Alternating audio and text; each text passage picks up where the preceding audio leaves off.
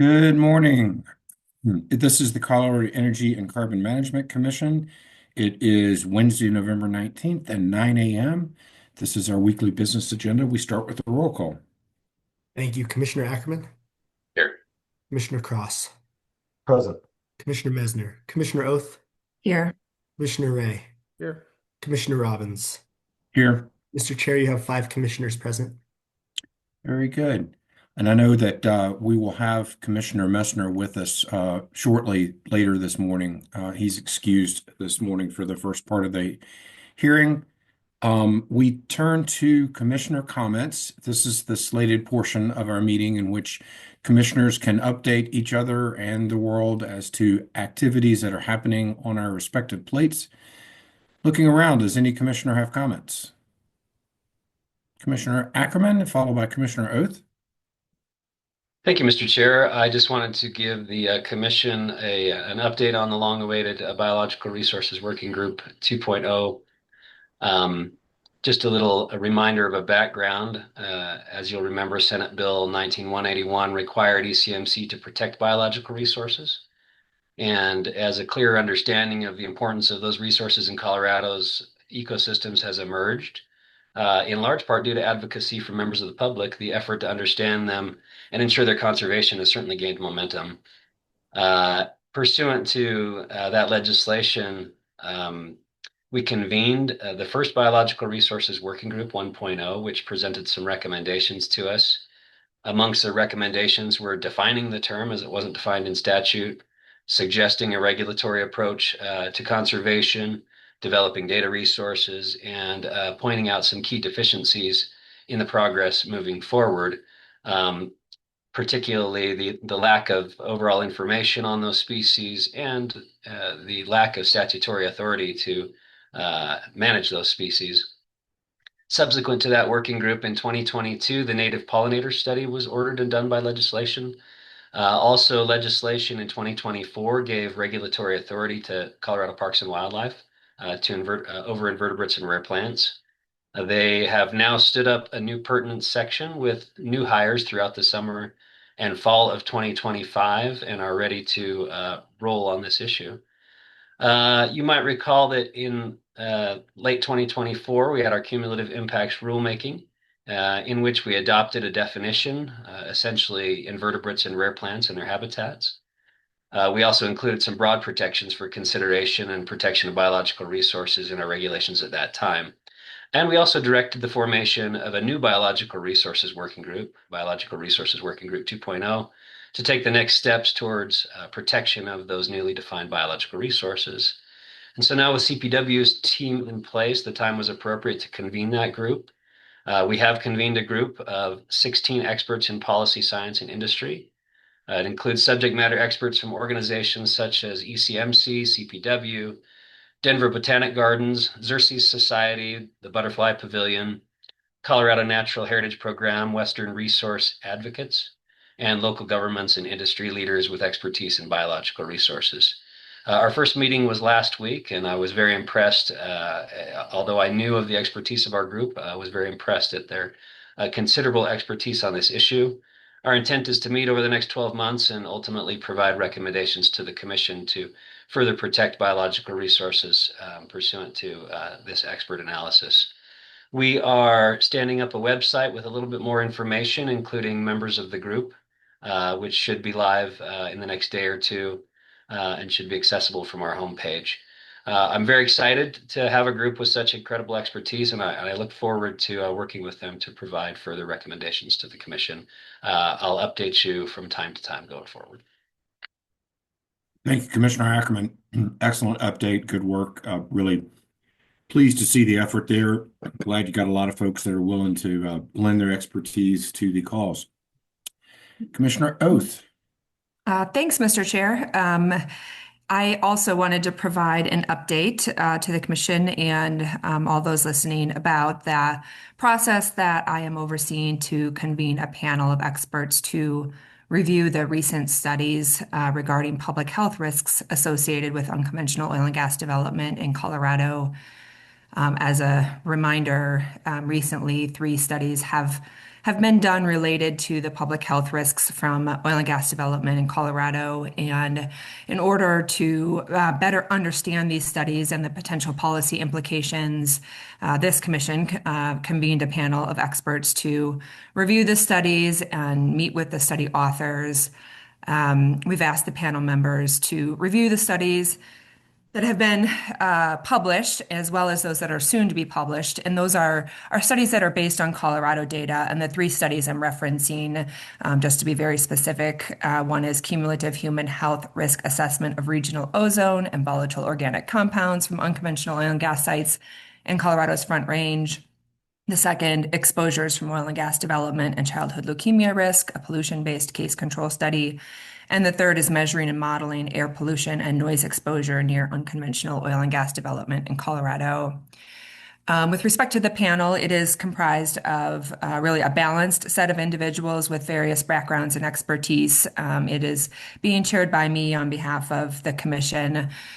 In developing the membership of the panel, it was really important to me to ensure that we had members having backgrounds that can understand the various components of these studies. So, for example, ensuring that there are toxicologists as well as epidemiologists, as well as folks with expertise in exposure science, for a couple of examples. And also to find individuals that did not have a conflict of interest through a professional relationship with the study authors. So in determining the right backgrounds and individuals, I consulted with a large number of folks, including my colleagues at CDPHE who have expertise in evaluating health studies. I consulted with each of the panel members as I discussed with them the goals of the panel, as well as a number of other individuals and organizations. A few to mention include other members of the academic community, the Health Effects Institute, as well as 3 community-based organizations. As I'll talk about later, the culmination of this will be a report summarizing, the discussions of the panel. But I'll include in that report as well, all the names of all of these members, as well as their biographies in that report. And that report will be shared with the commission and as well as the public. The panel has met several times and has additional meetings scheduled over the course of the coming months. Our plan is to ultimately be meeting twice with the authors of each of the 3 studies to allow the panel members to ask them questions in order to better understand their respective studies. We have had our initial meeting with the authors of the first 2 studies that I mentioned. And when I had initially began this process, I had anticipated that we would be able to wrap up the work of the panel around the end of this calendar year. However, publication of the third study of interest was originally anticipated to be in September. Unfortunately, publication of that study has been delayed for reasons certainly outside of our control. And we're hearing now that it may not be even until December. That's even not set in stone. So this has, of course, resulted in a need for the panel to sort of put a pause on its work, as the panel members need to be able to review the study after it is published in order to be able to review it and meet with the study authors and help us really understand it. So I also would mention that the panel discussed at the start whether to expand the scope of its work beyond the 3 studies, to include other studies that have been done or may continue to be done related to public health risks associated with oil and gas development. It was a very good discussion. Ultimately, the panel agreed to keep the scope focused just on these 3 studies because they were the studies that formed the basis of this commission's process to convene the panel. And our understanding is that, that was in large part because they are based on Colorado data, which really sets them apart from, the body of literature and other studies being done on this topic.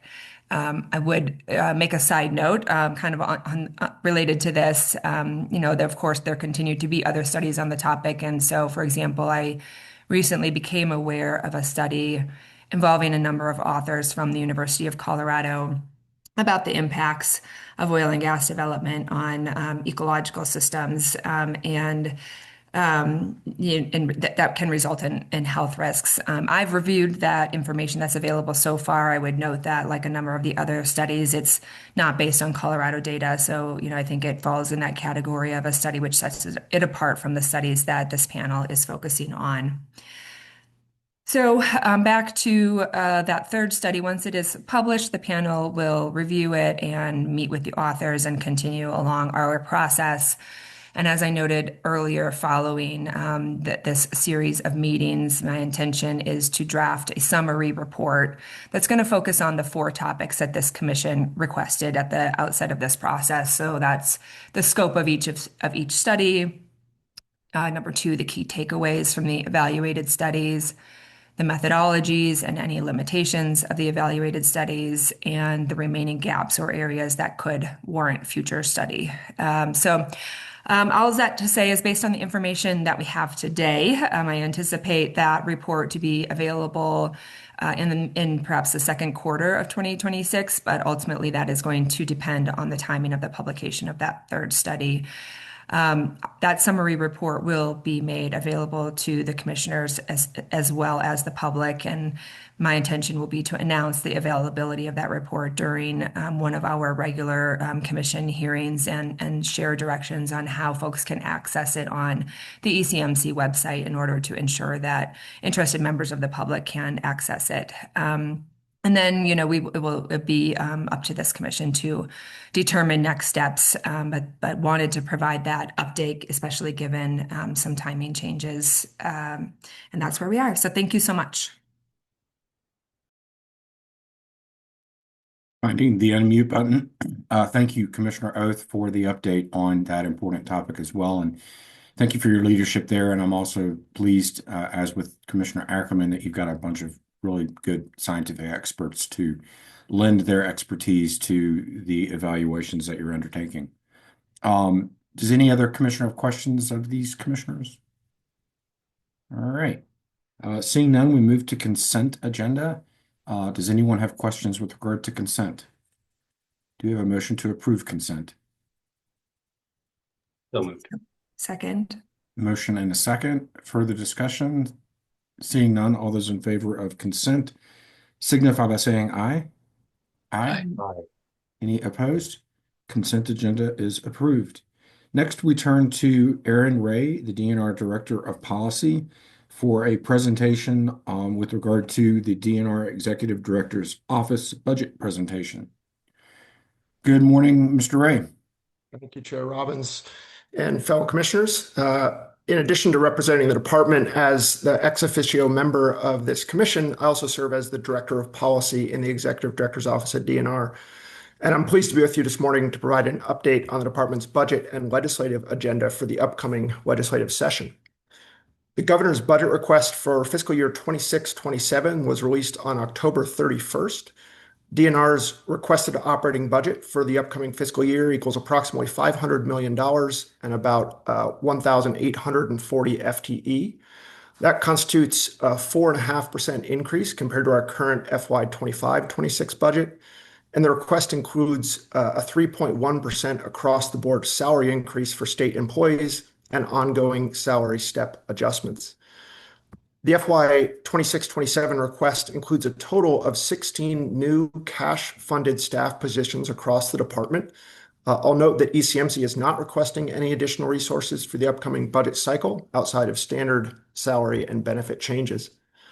Of note, the department is requesting additional capacity at the State Land Board to enhance that division's energy work. State Land Board is a statewide and critical landowner in energy development, both oil and gas and renewable energy, with emerging opportunities for carbon management and geothermal development. And the department is requesting 4 additional staff positions at the State Land Board to focus on leasing and lease compliance management in both the oil and gas and renewable energy industries, and to enable further growth in wind, solar, geothermal, and carbon management work at the Land Board. I'll also note that this is likely to be a very tough budget year, as I think folks are aware. The governor's budget request includes $440 million in operating adjustments across the budget to address the budget forecast, and that addresses caseload and other increases that are mandatory. In order to balance the budget, the governor's budget proposes a statewide budget balancing proposal to sweep revenue from various cash funds in a number of departments, including DNR. The proposal is to sweep $4 million of revenue from the severance tax operational fund to the general fund in FY 25-26, and an additional sweep of $2.5 million in 26-27. That revenue sweep is explicitly to address statewide budget balancing needs. I will note that if that sweep is approved by the General Assembly, there will not be an impact to ECMC funding or operations. ECMC does receive $6 million of severance tax operational fund spending authority annually to support program costs, but that funding would not be affected by this proposal. The next step in the process is for Joint Budget Committee staff to brief the Joint Budget Committee members on the DNR budget, and those briefings are tentatively scheduled for December 2nd and 9th, and members of the public and members of ECMC are welcome to tune in to watch those briefings. Turning from the budget to DNR's legislative agenda, the 2026 legislative session will convene on January 14th and run for 120 days.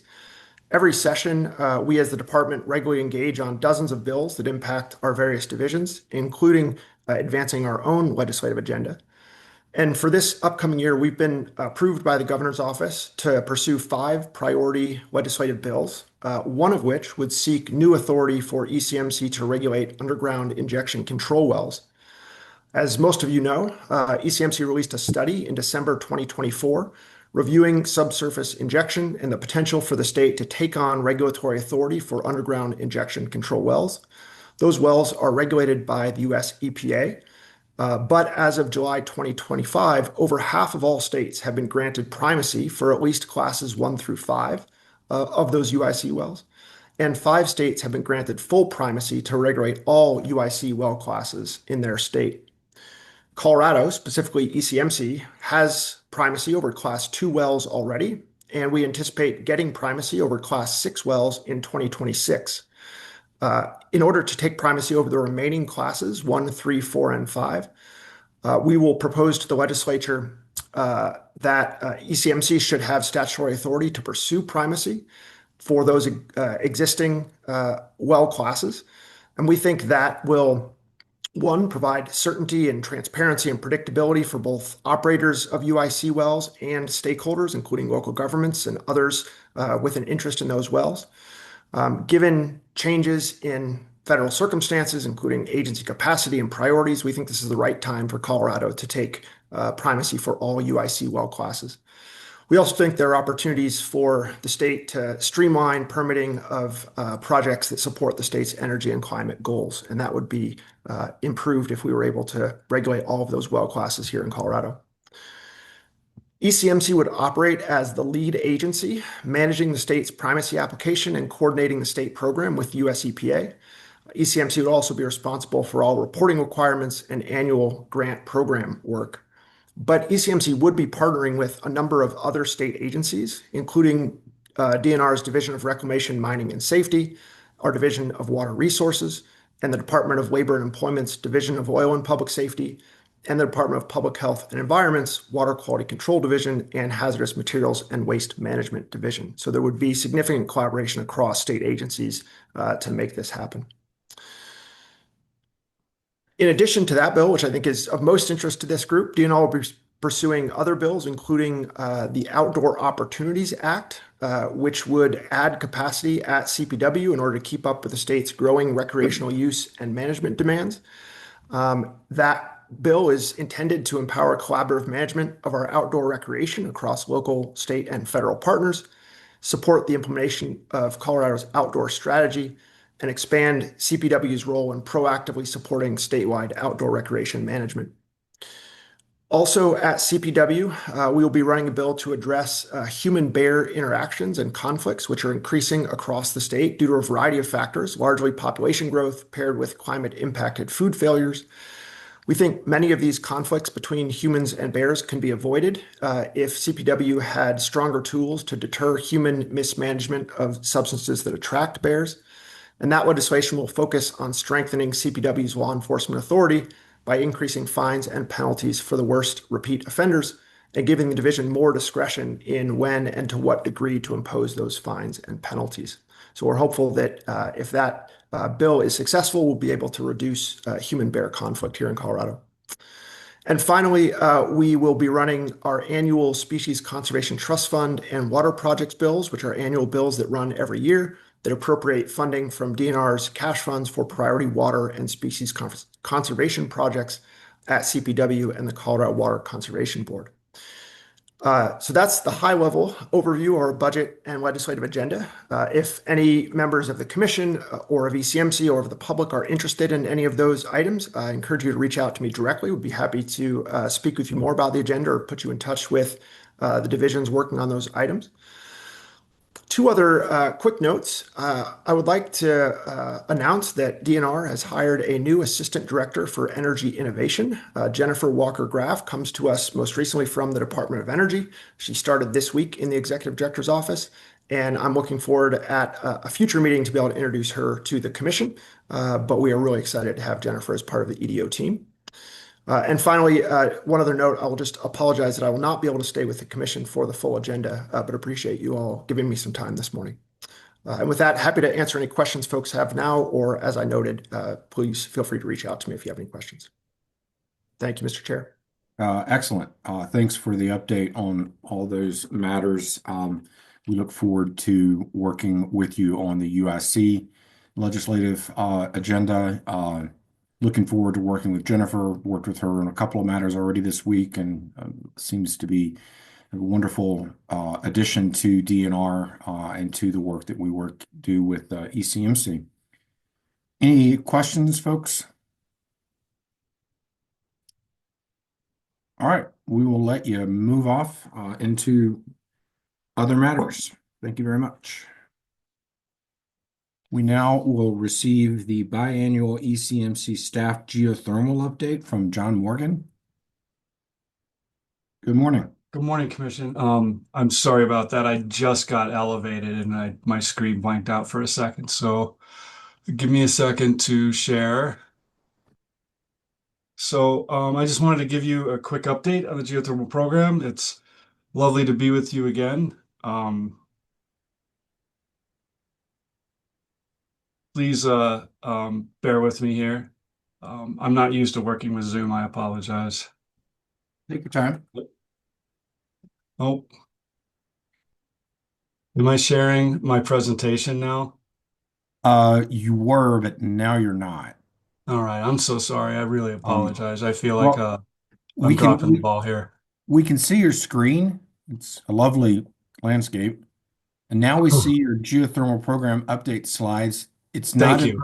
It's not in presentation mode, but that's okay. Yeah, I'm gonna go with it. I appreciate the patience. A little bit embarrassing, but I know that you guys are very kind and accepting of these sorts of glitches when they happen. So thanks for welcoming me again this morning. This will just take a couple of minutes. This is the semi-annual update of the geothermal program to you. It'll just take a couple of minutes. So we do have one active deep geothermal permit. It's Oxy's Glade Ultra Deep Pilot Project in Weld County. Both wells did drill to TD last summer. The testing of the geothermal resource in place is planned. Both wells were put under confidential business information by statute, and that information should be publicly available later next winter, early spring. It's kind of an exciting project. I'll give you a couple of team updates.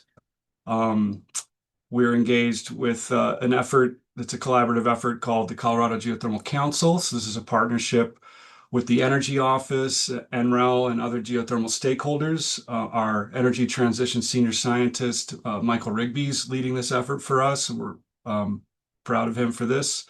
This is focused on education and public engagement and listening to community perspectives around geothermal development across Colorado. There's planned community events and educational materials. So one of the final results will be some evergreen educational materials that state agencies can use to engage community members going into the future. There are public community engagement events in Montrose today and Telluride tomorrow that Mr. Rigby is attending on our behalf. More events and additional efforts out of the Geothermal Council will follow. We did attend as a staff the Groundwater Protection Council annual conference last September. We presented actually to a packed audience on the state of Colorado's geothermal efforts. So the GWPC is primarily composed of underground injection control regulators from states with primacy and from the federal government, but there are also engineering firms and consultants that work in the UIC realm that attend as well. It was very well attended. So we went over the state's legislative efforts in geothermal over the last few years, our rulemaking here at ECMC, as well as GWR's efforts.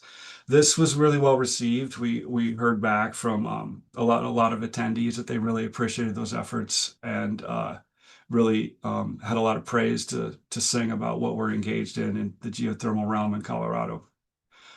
The program work we're engaged in here at ECMC is continuing apace. The Roundtable project, where we liaise and engage with all of the various teams here at ECMC. This is focused around aligning all of the team's efforts and business processes as they interface with the deep geothermal regs and the program administration. That should be wrapping up this winter with deliverables, I guess you could term it, being standard operating procedures, relationships built amongst team members so that when projects do come forward, we're ready to act on them in an expeditious manner. The other major lift we're engaged in are development of forums guidance and the website around geothermal. So the guidance project will wrap after the roundtable effort because little wrinkles are falling out of that roundtable effort as we got real granular with business processes that all the various teams here at ECMC do.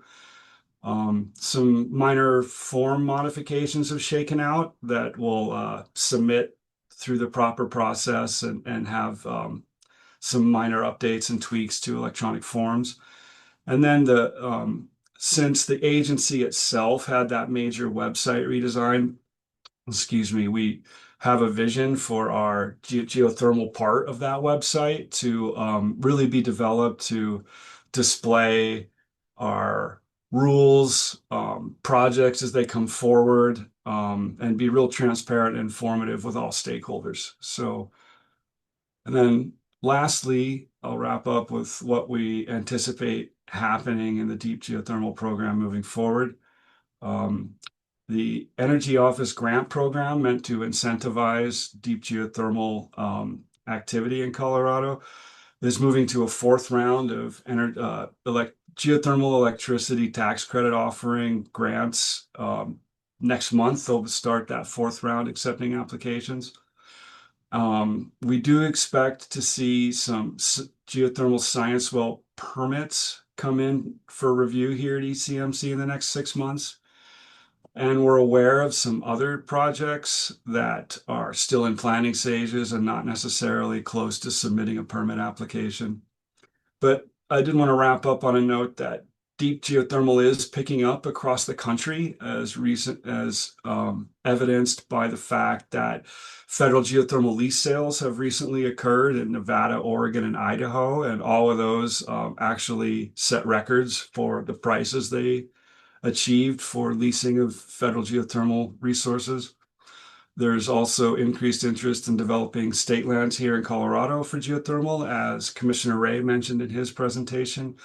The state land board's evaluating their geothermal leasing strategies through a request for information. And finally, enhanced geothermal systems projects are moving forward in multiple states. And if these prove successful, which they preliminary results seem they will be, that will have implications for development in Colorado as operators will have proven play concepts that they can apply to develop our resources here in Colorado. And then finally, the CEO's geothermal electricity grant program I just mentioned. They're opening the fourth round. This is the current pipeline for what projects that have been awarded, not for studies, but for actually drilling in rounds 1 through 3. So this is what it looks like now. Hopefully, a couple more projects will obtain state funding in the current round. And that is the end of the update I had for you this morning. Again, thanks for your tolerance for my glitches this morning. And it's always a pleasure to present to you. I'm willing to take any questions if you have any. Thank you very much, Mr. Morgan. We really appreciate you coming to us and presenting the geothermal update. Questions for the witness? Thank you so much. All right, cheers. Thanks. All right, commissioners, I think let's take a short break. We have an oil and gas development plan coming up next, the Lavender OGDP.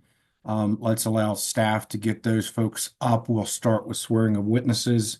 Also bring up Alex Ailey, the planner, local government designee for the town of Meade.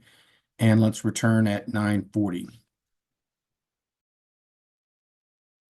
Okay, welcome back. This is the Energy and Carbon Management Commission, Wednesday, November 19th. It is 9:41. We will continue with our agenda.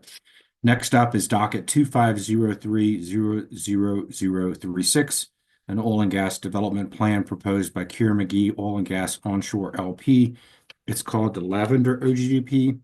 And I believe first on the agenda is Alex Ailey, Planner 1, Local Government Designee for Town of Meade. Good morning. Good morning. Thank you, Mr. Chair, and good morning, commissioners. My name is Alex Ailey. I'm a planner with the town of Meade. So just going to be talking a little bit about the Lavender development from the town's perspective.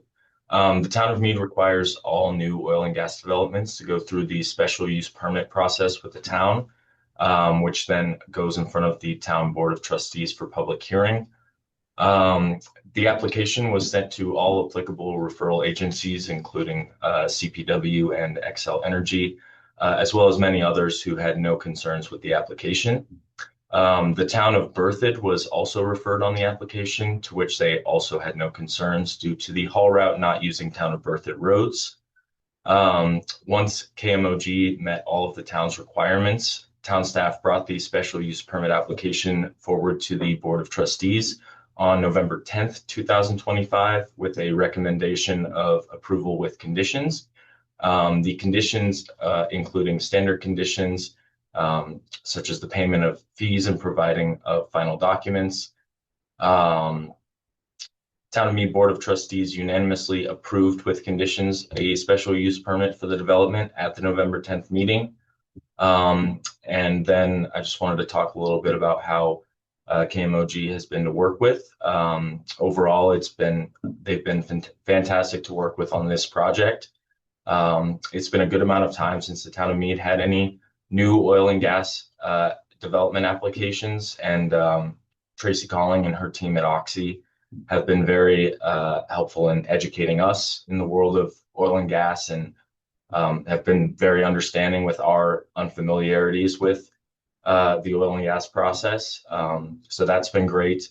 And in addition to that, Tracy and her team are very timely, very precise, and they've been very eager to work with the town through any and all issues that have arisen throughout the process.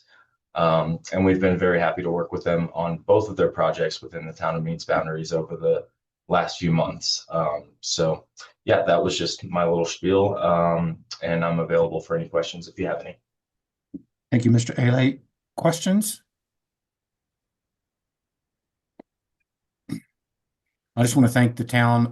We always like to hear the local government perspective. It is part and parcel of our process. So thanks for being with us and providing that perspective. Yeah, absolutely. Thank you, Mr. Chair, and thank you, commissioners. I appreciate your time. All right, would welcome the applicant's attorney, and all of the applicant's witnesses. Mr. Boudreau, if you don't mind swearing folks in to get us started, that would be great. Thank you, Mr. Chair. I'll ask each of the witnesses to be visualized. When I call your name, please raise your hand, state your first and last name, and swear to tell the truth. We'll start with Tracy Calling. I'm Tracy Calling. I swear to tell the truth. I don't know if I need to Ryan, put my hand up. Sorry. that's fine. Ryan Rhodes. Ryan Rhodes, I swear to tell the truth. Thank you. William Hess. William Hess, I swear to tell the truth. Thank you. Chad Schlechtenmeyer. Chad Schlichtenmeyer, I swear to tell the truth. Corey Altenberg. Corey Altenberg, I swear to tell the truth. Justin Nelson. Justin Nelson, I swear to tell the truth. Julie Coleman. Julie Coleman, swear to tell the truth. Emma Vanoy. You're muted. Emma Vanoy, I swear to tell the truth. Byron Griffin. Byron Griffin, I swear to tell the truth. Steve Miller.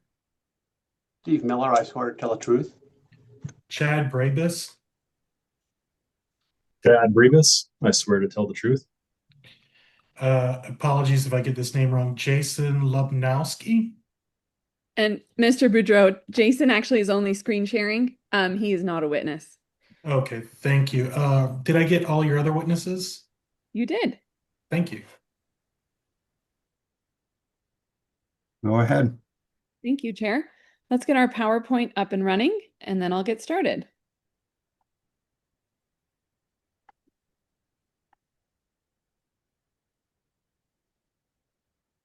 Great. Good morning, Commissioners. My name is Kelsey Wazelinski with Jost Energy Law, and with Jamie Jost, we represent Kerr-McGee in the Lavender OGDP before you today in docket 2503-00036. I would like to thank Mr. Ailey for his comments today and the Town of Meade for its participation through the special use permit process and its support of this OGDP. And we would also like to thank ECMC staff and the director for their efforts on this OGDP. Next slide.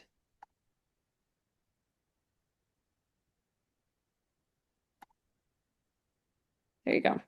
The Lavender OGDP proposes one new oil and gas location, the Lavender Pad, to develop 22 new horizontal wells within one proposed drilling and spacing unit, totaling 2,480 acres of mineral development for the Niobrara, Fort Hays, Codell, Carlisle, and Sharon Springs formations. The Lavender Pad is located within the Town of Meade, and as Mr. Ailey stated, the special use permit was approved in November of 2025. There are no residences or schools within 1/2 mile of the proposed Lavender location. It is sited outside of all disproportionately impacted communities and is sited outside of HPH. The only ALA trigger for the proposed location is that it is immediately upgradient from a mapped, visible, or field verified wetland, which Kerr-McGee will address today. Kerr-McGee conducted an ALA, which the team will also discuss in detail today. The OGDP application was filed in March of 2025 and therefore is subject to the cumulative impacts and enhanced systems and practices rules. Kerr-McGee agrees to a robust set of BMPs and ESPs for the proposed development, which meets the mitigation hierarchy to first avoid impacts, minimize unavoidable impacts, and then mitigate impacts. The Lavender Development Plan contemplates 2 occupations to develop the 22 proposed wells, with the potential for drilling and completions within the ozone season. Because Kerr-McGee may have drilling and completion operations within the ozone season, pursuant to Rule 316 C4C, Kerr-McGee submitted a practicability assessment for the drill rig engine and the storage of produced water. Kerr-McGee's practicability assessment determined that the existing utility infrastructure in the area at this time cannot support the power demands of the drilling rig, and Kerr-McGee is committed to utilizing a natural gas drilling rig with a battery backup, which is one of the use practices in AQCC Reg 7 and is considered the most protective drilling option where electric is not available. Kerr-McGee's practicability assessment also determined that piping produced water to the nearest SWD causes more impacts on surrounding areas, outweighing benefits of piping. Kerr-McGee will address its practicability analysis in detail during the presentation today. As part of the Lavender OGDP development, Kerr-McGee commits to plugging and abandoning 6 wells and 3 related facilities within 1 year of new wells turning onto production.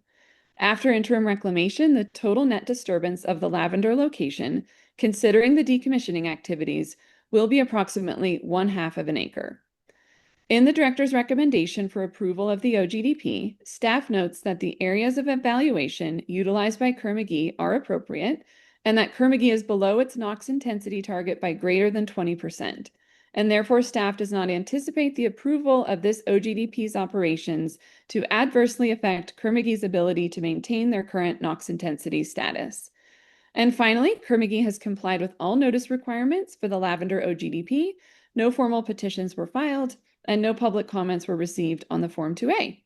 I'll now turn it over to Tracy Calling with Kerr-McGee to continue the presentation. Thank you, Ms. Wesselinki. Good morning, Chairman and Commissioners. My name is Tracy Calling. I'm a Senior Regulatory Advisor at Kerr-McGee Oil and Gas Onshore LP, KMOG, a subsidiary of Oxy USA, Inc. Before I begin, I would like to thank the staff and all the staff that have helped us with this OGDP and their attention and their time reviewing this OGDP. Today, I'm joined, as you can see, by several subject matter experts to help answer these questions that may come up after the presentation. So to start off with here, I'm showing an overview of the permitting timeline for this Lavender project. In February, we had the director's pre-application meeting with the town of Meade, ECMC, CDPHE, Colorado Parks and Wildlife, and Weld County Oil and Gas Energy Department. We submitted the OGDP in March, and then in early November, we received the director's recommendation. On November 10th, we received the approval of the special use permit from the Town of Meade Board of Trustees. Noteworthy here is that the OGDP received no petition filed against this application. Next slide, please. Here you will see our estimated phases of operational timeline, and we are proposing 2 occupations. Construction is planned to begin in January of 26, with operations concluding in the first quarter of 2028, and then interim reclamation expected in the second quarter of 2028. Next slide, please. The Lavender location will include 22 horizontal wells and 1 production facility. It is located on an existing oil and gas location that we previously had produced and then plugged, and as such, we had an existing SUA. We received approval from the relevant government, the town of Meade, shown in blue on the map, and there are 2 proximate governments, the town of Berthoud, which is to the north, shown here in pink, and Weld County is shown here in white. The Lavender location is the green box located in the northernmost portion of the town of Meade. The photos at the bottom show the 4 cardinal directions from the pad. And as you can see, this is a very rural part of the county or the town of Meade, and it's used for agriculture. Next slide. Here we have a look at the proposed location and the proximity to receptors. There are 0 residential building units, high occupancy building units, schools, or childcare centers within 1/2 mile of the working pad surface. There are no designated outdoor activity areas within 1,500 feet, and it is not located within the floodplain or high priority habitat and poses no public water system concerns as outlined in Rule 411. And lastly, the Lavender location is not within disproportionately impacted communities. Lavender does trigger Rule 304B2B criteria. There is an area with wetland type characteristics that is located 107 feet to the southwest of this location. Next slide. KMOG reviewed 5 alternative locations when planning this OGDP. They are shown on this map in blue boxes. For alternative locations 28, 34, and 35, KMOG was not able to secure an SUA. Alternative location 33 is located on land owned by the same surface owner as the preferred location. However, it was the surface owner's preference that the Lavender location remain in an area previously used for oil and gas. Alternative 27 is located on land owned by KMOG. However, this location is not within the town limits of Berthoud and is zoned PUD. The oil and gas is not an allowed use in PUD, which would require a rezoning of the property. And while rezoning may have been possible for this location, it is not preferred by KMOG because all of the minerals in the DSU cannot be accessed from this one location, requiring a second location, resulting in a greater surface disturbance, and other impacts. This is also true for alternative locations 28 and 35. All the minerals in the DSU cannot be developed, requiring a second location and an increase to the surface disturbance area. KMOG select the Lavender location because it is the best available location to develop all the minerals in the DSU. This location reduces overall surface disturbance and provides protection of public health, safety, and environmental and wildlife resources. As previously stated, lavender is not within a high priority habitat, wetlands, or floodplain. The closest high priority habitat is aquatic native species conservation waters, which is 1.2 miles to the northwest, shown on this map in the blue in the upper left-hand corner. The nearest bald eagle nest is 1.9 miles northwest. Burrowing owl habitat exists on the location, and a survey for nests will be completed prior to construction per CPW recommendations. To minimize impacts on nesting raptors, biological surveys will be conducted within 7 days prior to the start of construction at the lavender pad. If an active nest is observed, KMOG will consult with CPW. Since the plan for lavender includes chemical storage within 500 feet of an area with wetlands characteristics, KMOG obtained a 1202A3 waiver from CPW. Chemical totes used on this site will have built-in secondary containment and are made of steel. Next slide. KMOG has evaluated the existing well bores up to 3,000 feet away from the proposed lavender wells for zonal isolation. Shown here in the red dots are 6 wells that KMOG will plug and 3 facilities that will be decommissioned, reclaiming a total of 6.2 acres.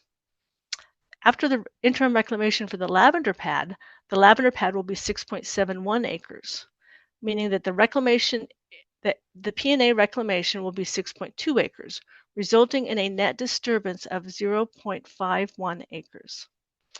I would like to highlight that KMOG's plugging and abandonment commitments over the last 4 years. For the last 24 approved OGDPs, we will and have plugged over 668 wells and reclaimed over 466 acres of land, resulting in 216 more acres being reclaimed than being disturbed as part of the OGDPs. Next slide, please.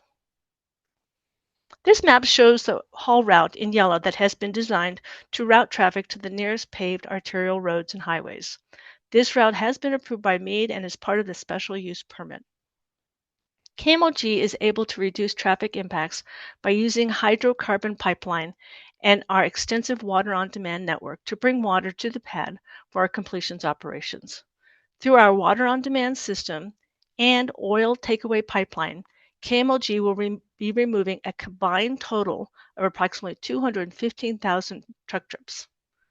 Additionally, the Integrated Operations Center minimizes site visits by enabling remote monitoring of wells and equipment, including tank levels, pressures, and temperatures. Next slide, please. Regarding emissions, I'd like to highlight a few items on this slide. The graph illustrates reported CO2e intensities for KMOG's new facilities. The orange, green, and blue lines show the AQCC Regulation 7 facilities intensity requirements for the years of 2023 through 2030. As you can see on the x-axis, the blue bars represent KMOG facilities commissioned after December 31st of 2022 and their respective levels of CO2 intensities, which are all significantly below the thresholds that have been set by CDPHE. When we consider power for our drilling and completions operation, KMOG will adhere to CDPHE and AQCC rules as outlined in Regulation 7 Part B. These ozone season practices will be applied to year-round operations and not just during the May through September ozone period. For each location, KMOG explores the possibility of supplying power to our rigs utilizing rig power and will continue to do so. At this location, grid power is not available. At a minimum, KMOG will utilize a production drilling rig powered by natural gas with a battery energy storage system. And for hydraulic fracturing, we will utilize a Tier 4 or better frac fleet. Next slide, please. The air monitoring plan for this OGDP will be submitted to CDPHE prior to pad construction. We will have air monitoring in place during drilling completions and the first 6 months of production. Air monitoring reports will be submitted at the end of each month to CDPHE. Over a period of 5 years, more than 14,000 benzene samples were collected, with all results significantly below health guidance values, as shown on the chart to the right. Next slide. Over the next 4 slides, I'd like to highlight some of our BMPs that will be utilized to avoid, minimize, and mitigate operational impacts on surrounding receptors. This information was also included in the cumulative impacts analysis that was submitted with the OGDP. The items listed in blue text are enhanced systems and practices, and the black text represents KMOG's BMPs. These are organized by type as outlined by the ECMC rules, starting with air quality. When we consider our BMPs related to air quality, we would like to note that oil and gas gathering will eliminate the largest source of emissions by avoiding truck trips. KMOG will comply with AQCC Regulation 7, as well as a minimum we will commit to a natural gas engine with battery energy storage systems for the drilling operations. Other important BMPs include an air-actuated pneumatic devices, electric-powered production facilities, and the use of Group 3 drilling mud. Next slide. KMOG does not store hydrocarbons on site, but pipes all oil and gas off location, thereby eliminating the chance for a spill. KMOG also protects groundwater by utilizing enhanced soil compaction techniques to minimize absorption and down gradient migration of fluids in the event of an incidental spill. For noise, a noise model prepared by a third-party consultant has determined that sound walls are not needed to avoid noise impacts for the Lavender location. KMOG utilizes a quiet completions fleet and the quietest shakers available to minimize noise. For odor, KMOG has made it standard practice to use Group 3 drilling mud and a closed-loop system across the board in an effort to reduce odors and emissions during the drilling phase. Next slide.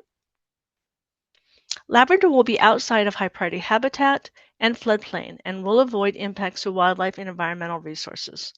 Additionally, an earthen ditch and berm will be located down gradient of the pad to direct runoff and protect wetlands. KMOG will have hydrocarbon pipeline takeaway and the water on demand system to bring water onto the location for hydraulic fracturing. These 2 systems will eliminate over 215,000 truck trips throughout the life of the wells.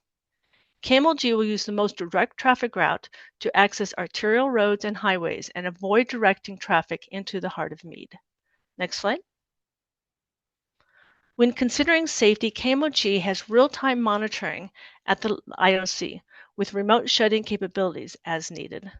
For dust, KMOG will follow the BMPs outlined in the dust mitigation plan, including restricting construction operation if wind-generated dust cannot be minimized, reducing traffic speeds, and providing dust suppressant on roads as needed. Next slide. Now for the next 4 slides, I'd like to go through the enhanced systems and practices related to operations within the ozone non-attainment area.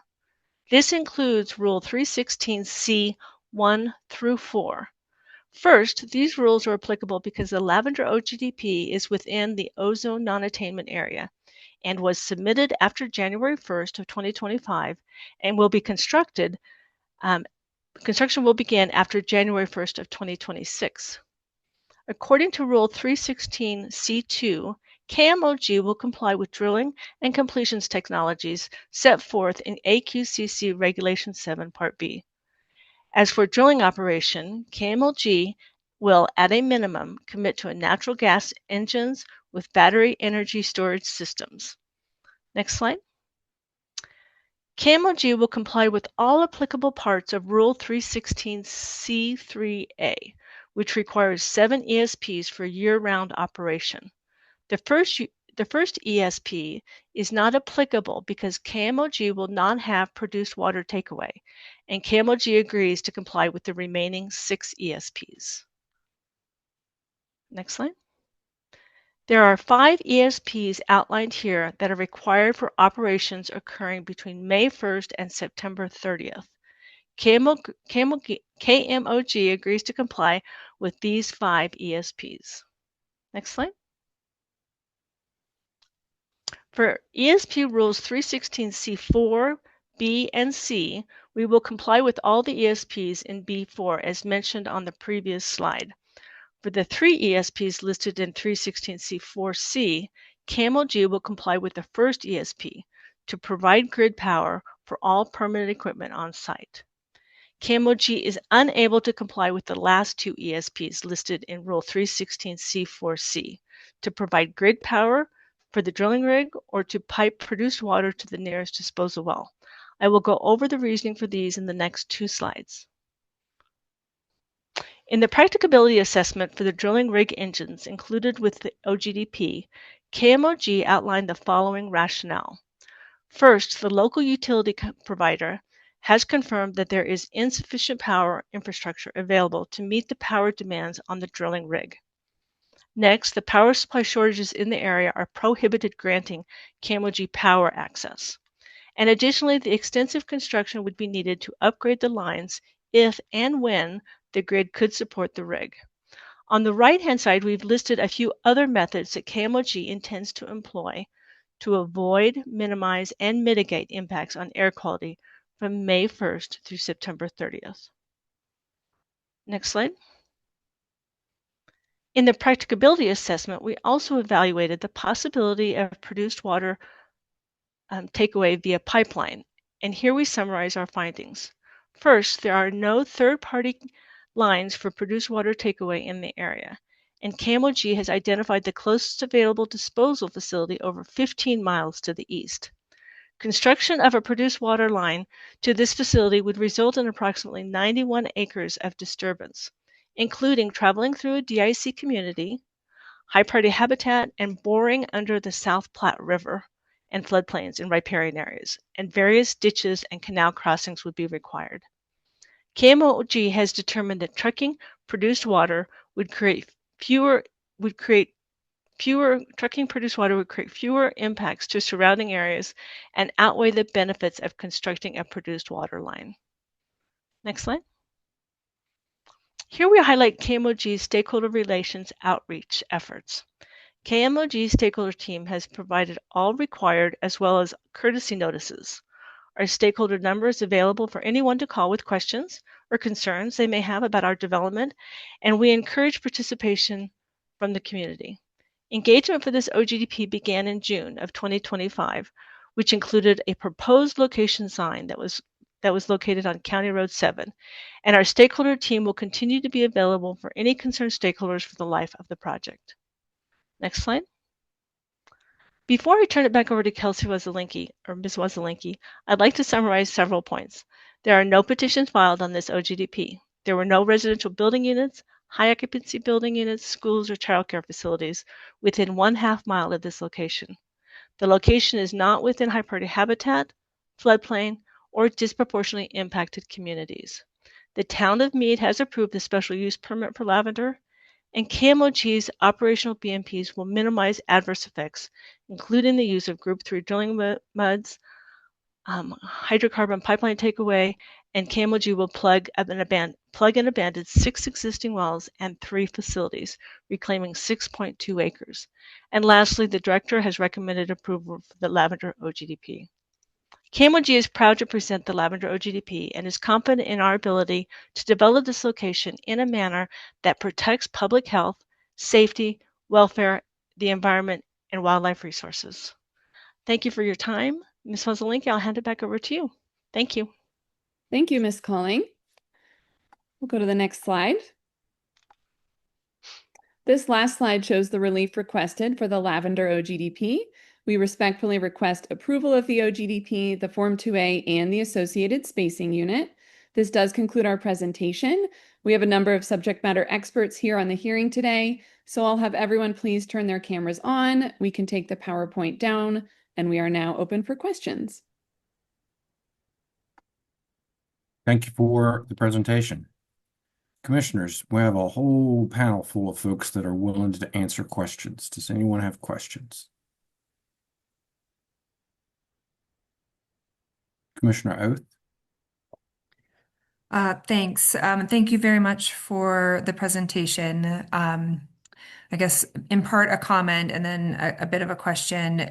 Thanks for your ESP practicability assessment. I know we are early in the process of those, and so thank you for putting that together. There's a lot of good information in it. And you did talk about this, touched on this both in the written submittal and in your comments today, but could you go over again your note of, you will follow one of the use practices in AQCC's Reg 7 and talk a little bit more about what those are, what that looks like, and what that means? Yeah, the use practices in Regulation 7 lists different kinds of drilling rigs or different options. Obviously, the very best option is a drilling rig that is powered by the grid. The second best is the natural gas with battery energy storage system. We can't do the drilling rig off of a power grid, therefore we're doing the second best. So when I say we'll do one of those, there's a whole list of them, and Commissioner, I don't really have that list in front of me. Kelsey might know it, or someone else on the team, if you have that list, please feel free to step up. But at this point, we're just saying that we will do one of those as required, but we'll do the second best option. Does that answer your question? Well, I think so. And by second best, do you mean what you said in terms of being natural gas fired, or that there's an additional practice? No, it's a natural gas engine with battery energy storage system backup. Yeah. Yeah, and you're That's saying that is the second best, is what you're saying? That's in Reg 7, Yeah. so it's not something in addition to that. I believe that is in Reg 7. Okay. And you're saying that that in Reg 7 it's during ozone season, but your commitment is year round. That's correct. Okay, thank you.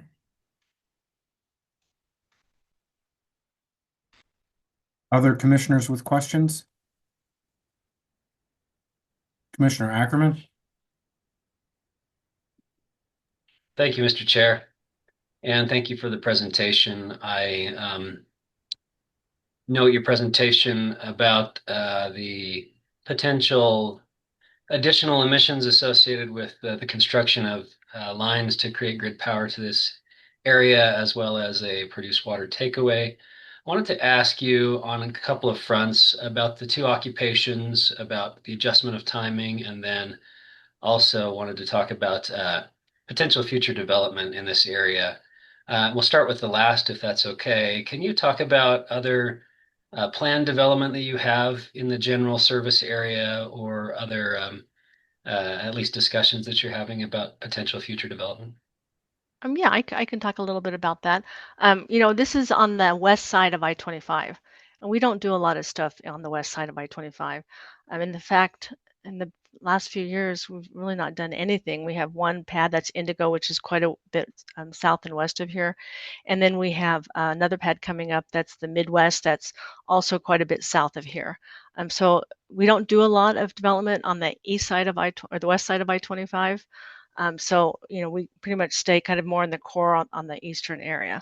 I don't know if that answers your question, but as far as future plans, we really aren't doing a whole lot more. Most of what we're doing right now is infill in that area. And then, sure. And then on two occupations, you had a question about that? Just why we're doing it? Or? Yeah, thank you for your response to this question. I continue to ponder, on an OGDP by OGDP basis, never, at least almost never, would the savings in emissions override the construction of grid lines and of pipelines. But certainly cumulatively, there's a possibility that in time it would. And so it continues to kind of perplex me that we do this on an OGDP by OGDP basis, and I continue to kind of ponder how we can plan a little better. That's the intent of the CAP. That's the intent of cumulative impacts rules for future development, and eventually have a situation where we do have these services at least in progress or in place in a way that would cumulatively save emissions. Um, yeah, I know that often KMOG does two occupations. Can you reiterate to me why two occupations is the most appropriate approach from your company standpoint?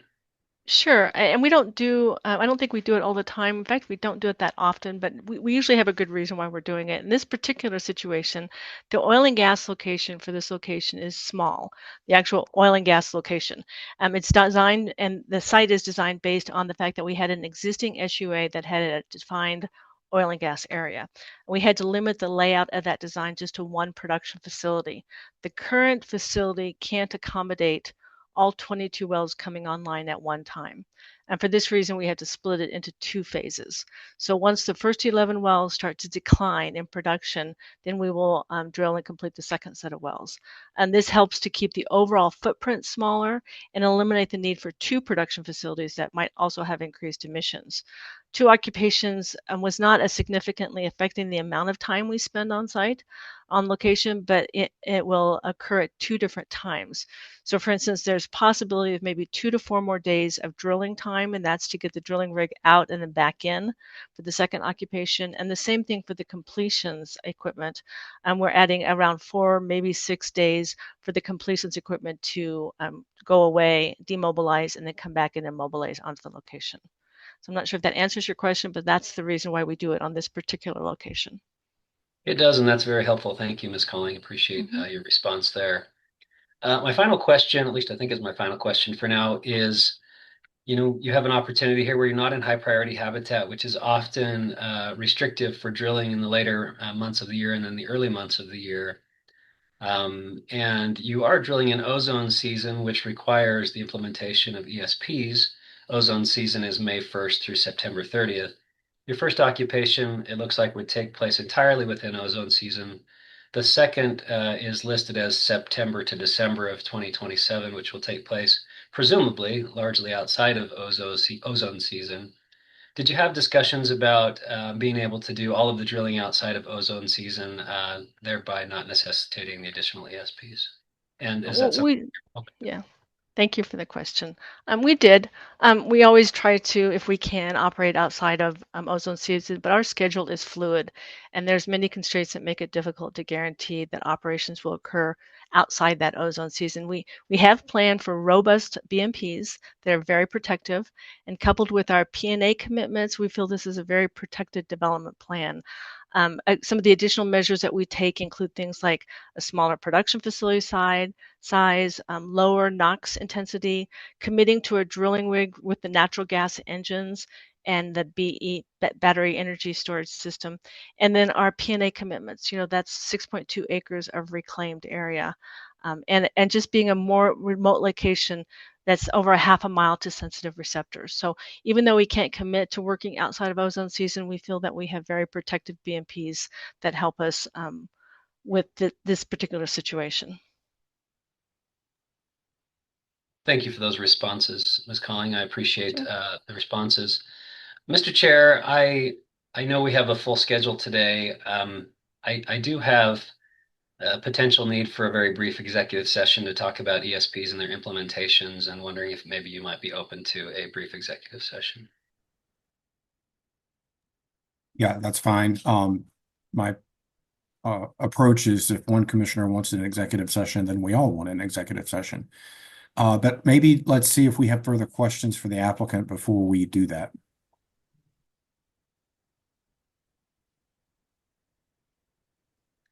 AG Bedreau, if you could visualize. Mr. Chair? I think you heard that we desire to go into executive session. Can you help us with that? Yes, if you'd like to enter an executive session, I'd recommend the commission entertain a motion to enter executive session and then discussion and then a vote. If you vote to enter it, I have a script to read here that'll help us get into that executive session. All right, I would move that we go to an executive session for the purposes of receiving legal advice on docket 2503-00036. Do we have a second? Second. All those in favor signify by saying aye. Aye. Any opposed? That motion carries. Go ahead and read your script, Mr. Boudreau. Thank you, Mr. Chair. Pursuant to the Open Meetings Law, the Commission is entitled to enter executive session at this regular meeting to receive legal advice pursuant to Colorado Revised Statutes, Section 246402-3A2. The topics of the executive session are to receive legal advice regarding ECMC docket number 250300036. And that's it, Mr. Chair. All right, and to the 179 folks that are participating with us, what's going to happen now is the commissioners will leave this Zoom meeting. We'll go into a separate Zoom meeting with our attorney to receive legal advice as indicated in the motion. Once we're done, we will come back to this meeting. We will exit executive session, and then we will take up consideration of the docket at that point in time. I don't know how long that's going to be. Just bear with and stay on the Zoom here, and we'll be back shortly. Thank you. All right, commissioners, we are back I'd like to make a quick statement, Mr. Chair. Yeah, go ahead. We are returning from executive session. During executive session, the commission received legal advice regarding ECMC docket number 250300036. No decisions were made and no votes were taken. Mr. Chair, you may invite a motion to exit executive session. So moved. Second. All those in favor of exiting executive session signify by saying aye. Aye. Aye. Any opposed? That motion carries. We are back in open session. I believe I will ask one last time if there are any further questions for the applicant. All right, seeing none, the applicant's witnesses can unvisualize, and we move to deliberations. Does any commissioner desire to initiate deliberations on the application? Commissioner Ackerman? Thank you, Mr. Chair, and I appreciate the presentation and the application. Would encourage all operators, including KMOG, to continue to think about planning operations outside of ozone season rather than practicability assessment where they possibly can. That said, I do find this practicability assessment to be sufficient. I would note that KMOG is amongst the lowest, if not the lowest, emitters in the industry, and they're significantly below their NOx intensity targets, demonstrating that they are adequately managing their emissions in a way that is sufficient and compliant with our rules. I'm in favor of approval, Mr. Chair, of this OGDP. Thank you, Commissioner Ackerman, for leading off. I am in agreement with you. I believe the two issues relevant to the practicability assessment, I believe the practicability assessment is accurate and supportive, and so I would be voting in favor of this as well. Appreciate you noting KMOG's performance at a high level with regard to emissions. Commissioner Cross, Commissioner Oath, anything to add? Commissioner Cross? Thank you, Mr. Chair. And I am also in agreement with you. I think that we are getting used to these new requirements under our CI rules. And I appreciate the detail provided with the practicability assessment. I think is, for those in the public listening in, I think this is the kind of thing that we are looking for. And this is a good example of what we hope to see in the future, detailing, okay, we can't get rid of some storage tanks. Here's why. We don't want to have to drill through and bore through underneath water, through disproportionately impacted communities, et cetera. Explaining the discussions they had with the utility company and the utility company saying, no, we cannot do this. So I think that highlighting that is important and noting that this is something that we will be looking for, the kind of detail we're looking for. I'd also just like to point out, I appreciate again, the detail provided by the operator with respect to the offsets that are provided going in and not saying just that, oh, we're getting rid of 6 wells and 3 facilities as a result of this, but detailing exactly the number of trips that are currently going to the existing facilities, the type of equipment that's going to be leaving from those facilities, as well as the overall emissions reductions. So overall, I think this is an approvable application, and I'll be voting in favor. Commissioner Oath? Yeah, Mr. Chair, thanks. I really don't have anything further to add. Agree with the comments that have been made so far. Do we have a motion? Mr. Chair, I'll move for approval. I note that there are no additional COAs that are requested in the director's recommendation, and so I would move for approval as presented. Second. Motion and a second. Is there further discussion on the motion? Seeing none, all those in favor signify by saying aye. Aye. Aye. Any opposed? All right, the motion carries. All right, commissioners, we have one more matter on the agenda. That is 2412000313, the State Sunlight Long OGDP. We're planning on taking public comment today on that. We would like Commissioner Messner to be available for that.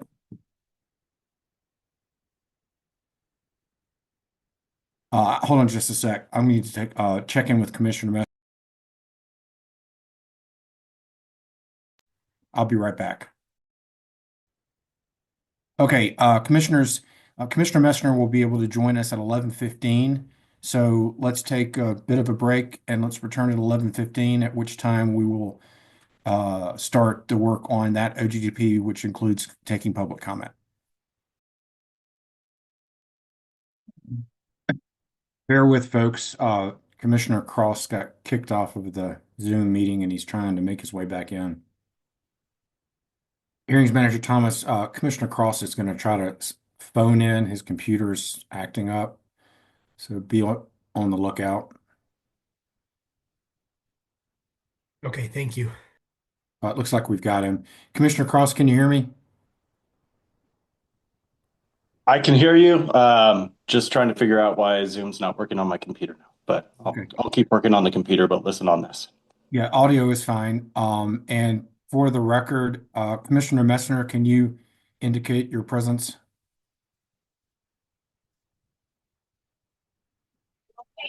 Yes, Chair Robbins, I'm here. Thank you. Okay, great.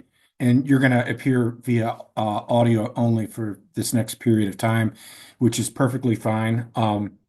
All right, with that, we're going to take up the Energy and Carbon Management Commission docket 2412000313, an oil and gas development plan proposed by Crestone Peak Resources Operating LLC. We do have 2 petitioners, Maverick Mineral Partners 2 and Save the Aurora Reservoir. For purposes of today, we are doing public comment. We start with any commissioner needing to provide any general comment ahead of getting into public comment. Commissioner Oath? Thanks, Mr. Chair. I appreciate the opportunity. I did want to just make a disclosure before we begin hearing public comment and then testimony on this matter.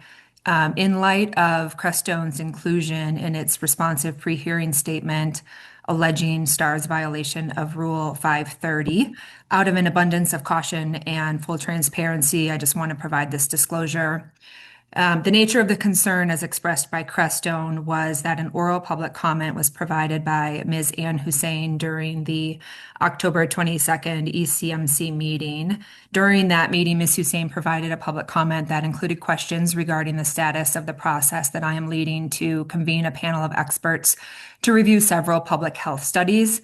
Following that comment on October 22nd, I provided a brief response to Ms. Hussein during the meeting and noted that I would be happy to provide additional information offline. Ms. Hussein did follow up with an email to me with her questions about this process. I provided a response to her. That response included the information that I shared earlier today during commission comments about the status of the panel's work. I would want to be very clear that neither Ms. Hussein nor myself made any comments regarding the Sunlight Long OGDP. The exchange was related to this OGDP only in the sense that it is related in the same manner to all OGDPs that this commission reviews. This email communication in no way impacts my ability to be impartial in the Sunlight Long matter. I will make a decision on the matter based upon the information presented through the parties' pre-hearing submittals and the information submitted during this hearing. Thank you. Thank you, Commissioner Oath. Anything else from commissioners before we move into the docket? All right. I've got a couple of procedural matters ahead of moving into public comment.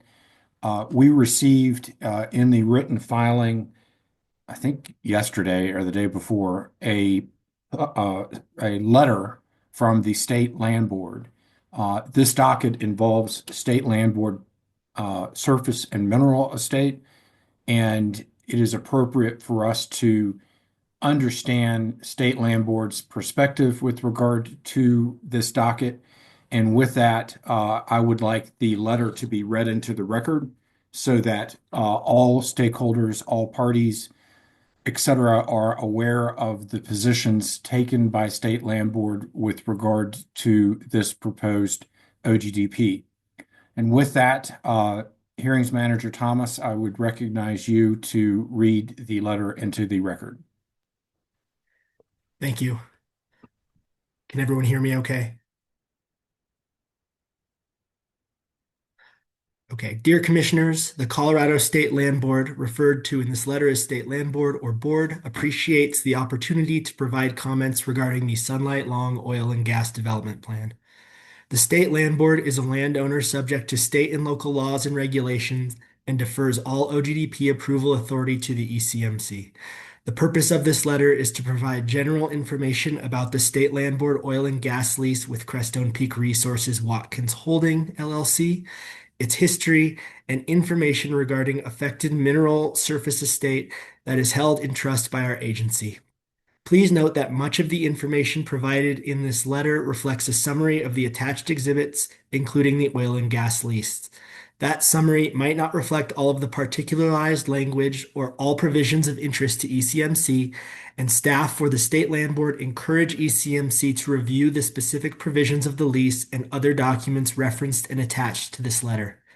The State Land Board is a constitutionally created agency with a fiduciary responsibility to steward 3 million acres of surface estate and 4 million acres of mineral estate for the financial benefit of Colorado public schools.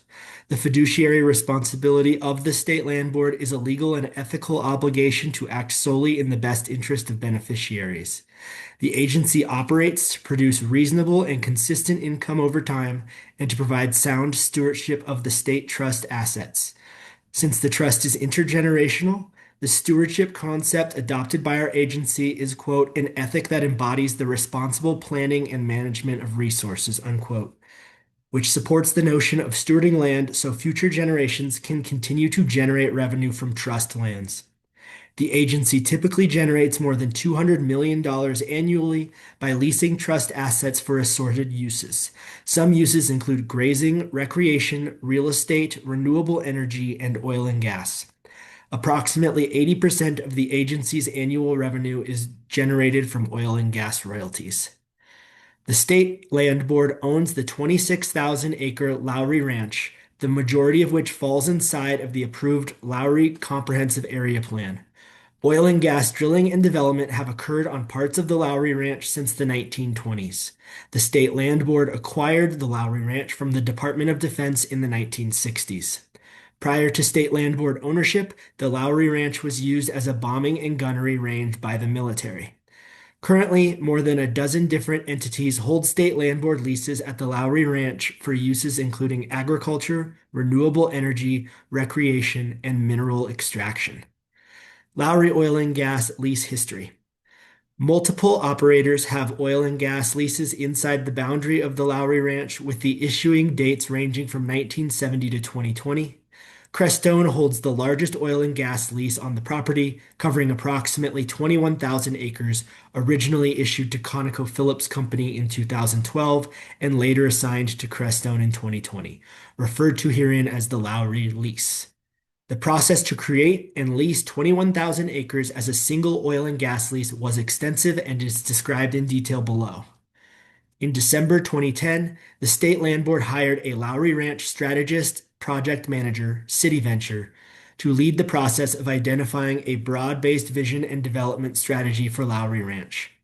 City Venture's study concluded that oil and gas exploration and production activity associated with the Niobrara Shale Oil Formation underneath the Lowry Ranch represented a significant opportunity for the State Land Board. As a result, the board hired an oil and gas advisor, Meager Energy Advisors, to lead the preparation of an oil and gas development strategy that would allow the State Land Board to generate significant long-term revenue by issuing additional oil and gas leases on the Lowry Ranch. Simultaneously, the board established a requirement that any proposed oil and gas development plan be accompanied by a stewardship strategy that would recognize, protect, and enhance the most important environmental assets existing on the site at that time. As a result, staff, together with Meager Energy Advisors, ERO Environmental Consultants, HG2D Project Management, the Nature Conservancy, Colorado Parks and Wildlife, Colorado Natural Heritage Program, Arapahoe County, and the City of Aurora worked to develop a strategy that created a balance between generating reasonable and consistent revenue for K-12 education and long-term stewardship of the asset. Staff and the associated parties worked on the Lowry Ranch Stewardship Plan and the accompanying oil and gas lease over the next year and a half. The board discussed the stewardship plan and oil and gas lease during 15 public workshop/agenda items. During that time, the board received significant public testimony on the subject, which was considered when developing the plan. The oil and gas lease and Lowry Ranch Stewardship Plan were created and based on the development of the Lowry Ranch and the surrounding area at the time. The final oil and gas lease recommended by staff was designed to incorporate key recommendations of the stewardship plan. Recommendations from the 2012 board meeting included in the following. Number 1, establishment of a no surface occupancy area surrounding important environmental and riparian assets such as Box Elder Creek and Coal Creek, totaling approximately 22% of the overall property. Number 2, identification and protection of important wildlife habitats such as pocket gophers, burrowing owls, raptor nests, and prairie dogs. 3, identification of previously disturbed areas of the Lowry Ranch where placement of oil and gas facilities would be encouraged to minimize disturbance of new areas. 4, cap surface disturbance over the life of the Lowry lease at 650 acres, approximately 3.14% of the total surface area of the Lowry lease. 5, require the incorporation of best management practices to ensure that oil and gas development is conducted in an environmentally responsible manner. 6, other requirements and conditions that exceeded the Colorado Oil and Gas Conservation Commission rules and regulations applicable at the time, particularly around wildlife protections and requiring annual wildlife and vegetation surveys. Number 7, creation of the Lowry Ranch Management and Enhancement Fund using cash from the Lowry lease bonus payment. This is an interest-bearing fund, the proceeds of which are used to support restoration, enhancement, and research related to the natural values of the property. In October 2011, staff issued a request for qualifications to identify oil and gas operators with the interest, experience, and capability necessary to effectively and responsibly develop the minerals under the Lowry Ranch. Multiple responses were received and reviewed by staff, and qualified bidders who could meet all of the board's requirements were sent a request for proposal. Staff developed specific criteria to evaluate the proposals received, and staff unanimously determined that a bid received by ConocoPhillips Company was superior to other applications and exceeded the standards established by the State Land Board for all relevant qualifications identified in the request for qualifications and request for proposal. At the March 2012 public board meeting, the board approved issuing the Lowry lease to Conoco, along with proposed Lowry lease stipulations, Lowry surface use agreement, and Lowry rights of way and damage agreement. The cover sheet provided to the board by staff at that time is provided as Exhibit 1.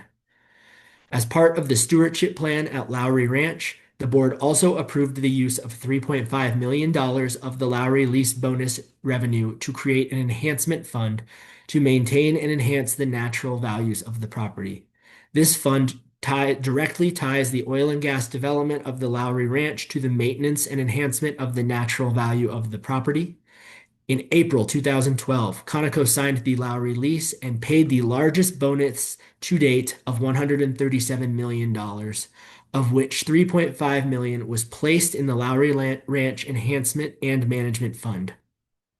Stewardship efforts the fund has supported to date include holistic grazing consulting and research, grassland bird studies, native grassland studies, shallow groundwater evaluations, and other ecological studies.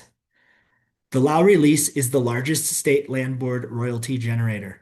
The Lowry lease covers only school trust minerals, and to date, the Lowry lease has paid $92.99 million in royalties for the school trust. While the oil and gas royalty payments are difficult to forecast, the State Land Board anticipates future revenue generation of $300 million or more if oil and gas development continues, more than 95% of which directly supports K-12 education in Colorado. The State Land Board leasing process flowchart provides an overview of the typical review and leasing process of state trust lands. That is Exhibit 2. While the Lowry lease was developed by a particularly robust and in-depth RFP process, staff's ordinary leasing protocol notifies the contacts registered with ECMC's local government designee program to inform impacted and neighboring jurisdictions of contemplated oil and gas leasing in their respective counties and municipalities. Staff has identified the majority of the registered local government designees' work in the county planning departments and provide valuable insight to community development plans. Staff's process is to contact local government designees regarding potential leasing for oil and gas prior to the State Land Board's public board meetings and lease auction, and their comments are incorporated or considered by staff when determining whether to move forward with leasing on attractive land. With respect to the Lowry lease specifically, Arapahoe County and the city of Aurora were involved in the development process of the lease itself and were able to provide feedback on provisions. Stewardship stipulations. When creating the Lowry lease, the State Land Board worked with TNC to create and implement site-specific stewardship stipulations at the Lowry Ranch that are intended to protect natural values, limit surface disturbance, and minimize adverse impacts to public health, safety, and welfare. The Lowry lease has been attached as Exhibit 3, and the stipulations can be found starting on page 20. Stewardship stipulations include developing and implementing an integrated weed management plan, cleaning vehicles and equipment to prevent the spread of noxious weeds, restricting equipment access during muddy conditions, consulting with staff and CPW for pad siting, conducting annual wildlife monitoring, completing site-specific baseline studies for each pad and linear infrastructure, and submitting pre-disturbance site photos for all facilities. The Lowry lease includes requirements to complete extensive annual wildlife surveys and includes criteria requiring large setbacks between any proposed oil and gas development and the important natural ecosystems on the ranch. The Lowry lease also includes a tier map, which ranks the land at the Lowry Ranch into 4 tiers, with Tier 1 being the most restrictive with no surface occupancy, and Tier 4 being the least restrictive with preferred surface occupancy. The purpose of this system is to push development onto the previously disturbed lands and prohibit disturbance on sensitive areas of the Lowry Ranch. The portion of the Lowry lease outlining each tier definition has been provided in Exhibit 3 starting on page 22. The lease particularly the stewardship stipulations and tier map, creates the framework for determining an acceptable surface location at the Lowry Ranch. The lease does not create a basis for determining whether one location that meets the Lowry lease criteria is preferred over another. Selection of a surface location within the Lowry lease parameters is driven by Crestone in light of the oil and gas and surface rights it obtained under the Lowry lease and its operational expertise. Below represents a limited summary of the tiers and occupancy provisions, though staff encourages review of the relevant Lowry lease provisions for a complete understanding of the tier system. Tier 1 lands, no surface occupancy. There are many factors that went into which tier the land was designated. The Lowry Ranch's former use as a military bombing and gunnery range rendered some lands unavailable, and staff identified sites committed to certain water leases and the most ecologically sensitive areas of the ranch as Tier 1, no surface occupancy lands. Specifically, number 1, lands within 0.3 of a mile on either side of the center line of Box Elder Creek and Coal Creek. Number 2, the surface footprint of the Department of Military and Veterans Affairs lease being used for helicopter training operations. 3, the surface footprint of the Titan Missile Complex. 4, adjudicated Rangeview reservoir sites subject to surface occupancy and the conduct of oil and gas operations if agreed on by Rangeview and the lease operator.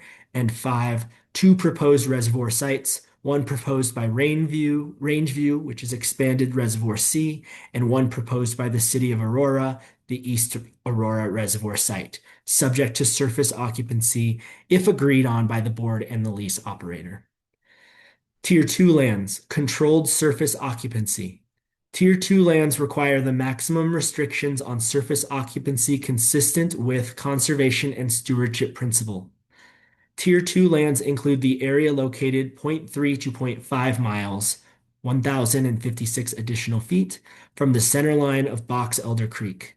They also include 200 feet on either side of the center line of the major tributaries to Box Elder Creek and Coal Creek, identified black-tailed prairie dog colonies, portions of the Piedmont grasslands, and all land located within a 300-foot radius of the subsurface water monitoring wells drilled within and adjacent to the Titan Missile Complex. Tier 3 lands, managed surface occupancy. Tier 3 lands are considered suitable for oil and gas operations subject to all Colorado Oil and Gas Conservation Commission rules, specific lease terms, lease stipulations, and surface use agreements. Tier 4 lands, preferred surface occupancy. Tier 4 lands include parts of Lowry Ranch where previous and/or existing activities such as sand and gravel mining resulted in a significant level of site disturbance.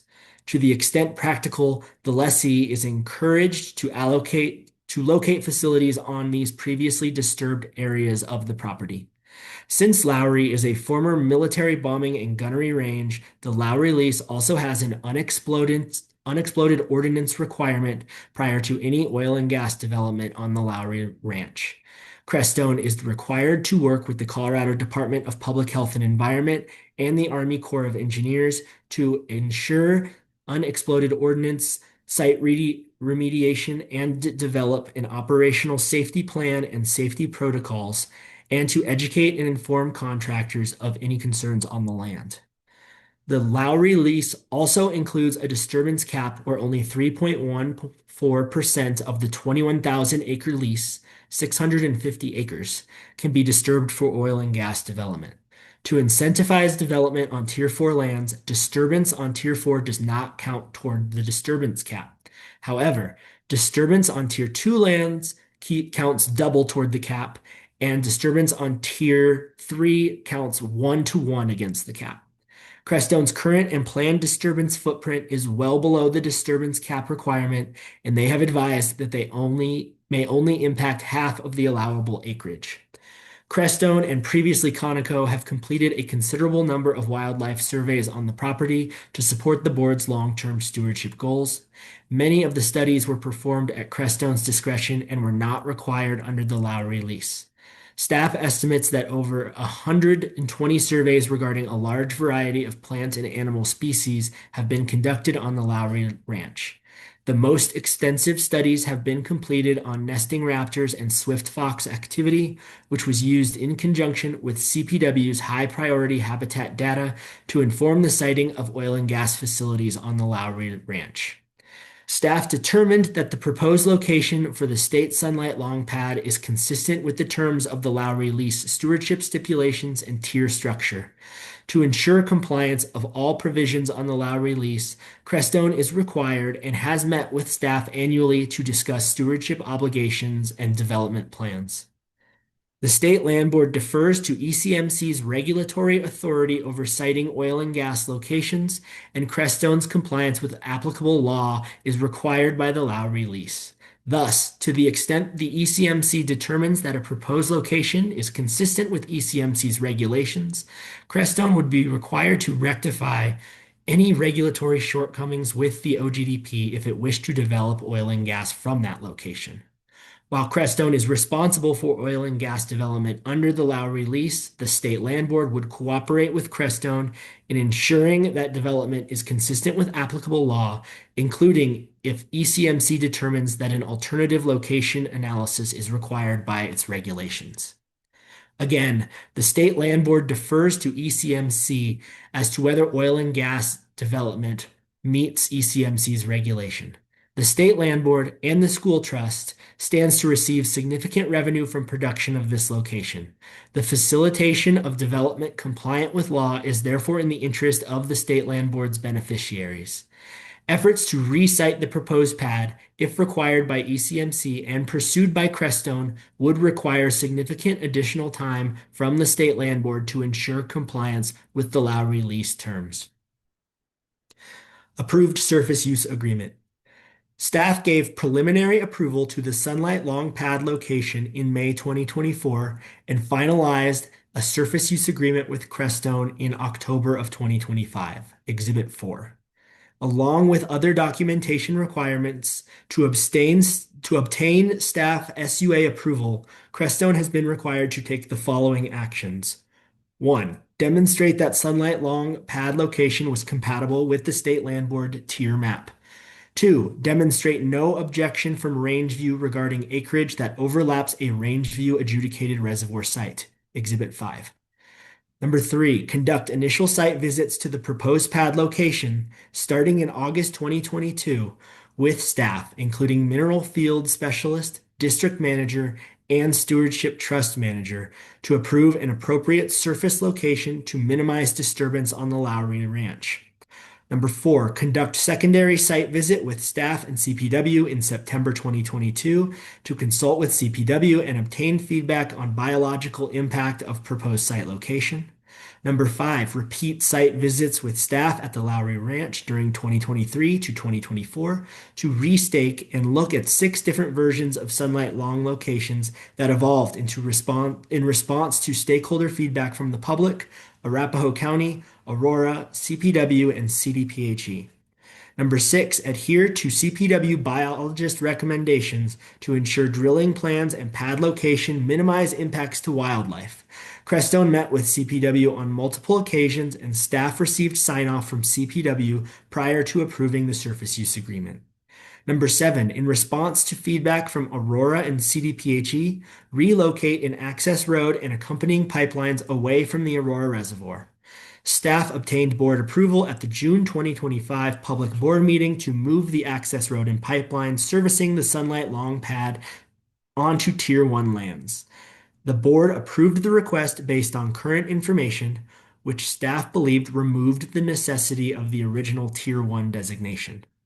Number 8, comply with UXO requirements managed by CDPHE and the Army Corps of Engineers, including initial meetings in 2022 and creation of an operational plan in 2025.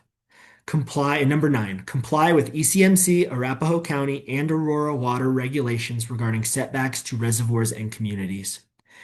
As noted above, staff reviewed multiple pad locations with Crestone before approving the current location. Original pad locations were moved due to concerns from Aurora Water, the community, and CPW. Staff determined that the current location met the State Land Board Lowry lease requirements. Again, the State Land Board defers to the ECMC's regulatory authority oversighting oil and gas locations. State Land Board management of the Lowry lease. The relevant public process concerning the State Land Board's development and entry into the Lowry lease occurred at or prior to execution in 2012. The State Land Board is, and has been since 2012, subject to the terms of the Lowry lease and the grant of oil and gas and surface rights contemplated thereby. Much of the State Land Board's management of the oil and gas resources and attendant surface rights is limited to enforcement of the terms of the Lowry lease. The Lowry lease provides the process and procedure for determining individual surface locations on the surface of the land. The State Land Board considered and implemented feedback on that process prior to execution of the Lowry lease. That Lowry lease process now governs Crestone's development and the State Land Board's rights on the Lowry Ranch. The State Land Board followed the surface use procedure in this case, resulting in the execution of the surface use agreement attached to this letter as Exhibit 4. The State Lands Board's position in this matter is primarily that of an oil and gas lessor landowner. As noted above, the Lowry lease and accompanying SUA require the lessee to be in strict compliance with all governmental requirements, including all federal, state, or local statutes, laws, ordinances, codes, rules, regulations, and decrees. The Lowry lease and SUA process therefore incorporates the rules and regulations of the ECMC and other relevant authorities. Whereas the Lowry lease represents the State Land Board's and Crestone's allocation of rights and responsibilities with respect to the Lowry Ranch property, the State Land Board relies on ECMC and other governmental authorities for a determination of whether Lowry lease operations comply with applicable law. To the extent operations or proposed operations violate or do not adhere to applicable law, the State Land Board would enforce the Lowry lease requirements accordingly. Compliance with applicable law is a requirement of all State Land Board leases. Leases remain subject to the relevant authorities by their express terms, and leases do not purport to grant a party license to develop free of restriction. Current state of Lowry lease and historical oil and gas operations. Today, there are active oil and gas operations on the Lowry Ranch by 4 different operators, along with wells previously drilled and plugged by former operators on the ranch. Records of oil and gas development on the ranch go back as far as the 1920s, prior to the State Land Board's ownership. The oldest leases issued by State Land Board that are still producing on Lowry Ranch were issued in the 1970s, and the most recent lease was issued in 2019. The 2019 lease covered 160.5 acres underlying the former Orica USA facility north of Quincy Avenue along the western portion of the Lowry Ranch. This lease was brought to the board at the April 2019 public board meeting, received no objections, and was approved by the board for leasing. This acreage is included in the Lowry cap. In terms of mineral development, Lowry Ranch currently has 36 producing horizontal wells, 28 of which are included within the Lowry cap, 12 drilled but currently uncompleted horizontal wells, and 14 producing or shut-in vertical wells, 8 of which are included within the Lowry cap. The oldest still producing vertical well on the Lowry Ranch was spud in 1972. The oldest producing horizontal well was spud in 2011. The oldest Crestone operated well on the ranch is a horizontal well spud in 2014, which is still producing. The Lowry Ranch was also the site of other mineral development, including 2 sand and gravel mining leases. Starting in 1988, the board leased a portion of the Lowry Ranch to Schmidt Construction for a large-scale sand and gravel mine. The company mined over 200 acres of property, and this mine is now almost fully reclaimed. Oil and gas has, however, been the main revenue driver since the State Land Board has taken ownership. Conclusion. Thank you for the opportunity to comment on the proposed Sunlight Long OGDP. The letter above represents State Land Board staff's understanding of the relevant history of the property and oil and gas leases based on a reasonable review of its files. In closing, the State Land Board is not opining as to whether the OGDP application satisfies applicable laws and regulations enforced by ECMC, and the State Land Board relies on ECMC for such matters within ECMC's jurisdiction. The State Land Board is providing this letter to commissioners of the ECMC in order to, one, provide an overview of the history of this lease, two, describe some of the natural values being monitored and preserved through State Land Board lease stipulations, three, describe the potential revenues future production could bring to the school children in Colorado, and four, inform ECMC that staff has granted a surface use agreement and determined that the location is consistent with the Lowry lease terms and stipulations. Please feel free to contact me with any questions you may have about the State Land Board or our oil and gas leasing operations on Lowry Ranch. Sincerely, Crystal Caranda, Mineral Director of the State Land Board. Thank you very much, Mr. Thomas. Good reading there, and we appreciate getting that into the record. Next, I'm going to summarize some points made by the City of Aurora in a November 17th, 2025 letter directed to me as chair of the commission. And I'm going to quote just certain parts. I'm not going to read the whole thing. The City of Aurora, through its utility enterprise Aurora Water, owns and operates the Aurora Reservoir, holds all water storage rights associated with the reservoir, and owns the water rights for water stored in the reservoir. They make four main points. One, protection of the Aurora Reservoir. First, they indicate, as currently proposed, there is a clear topographic separation between the state Sunlight Long well site and the Aurora Reservoir.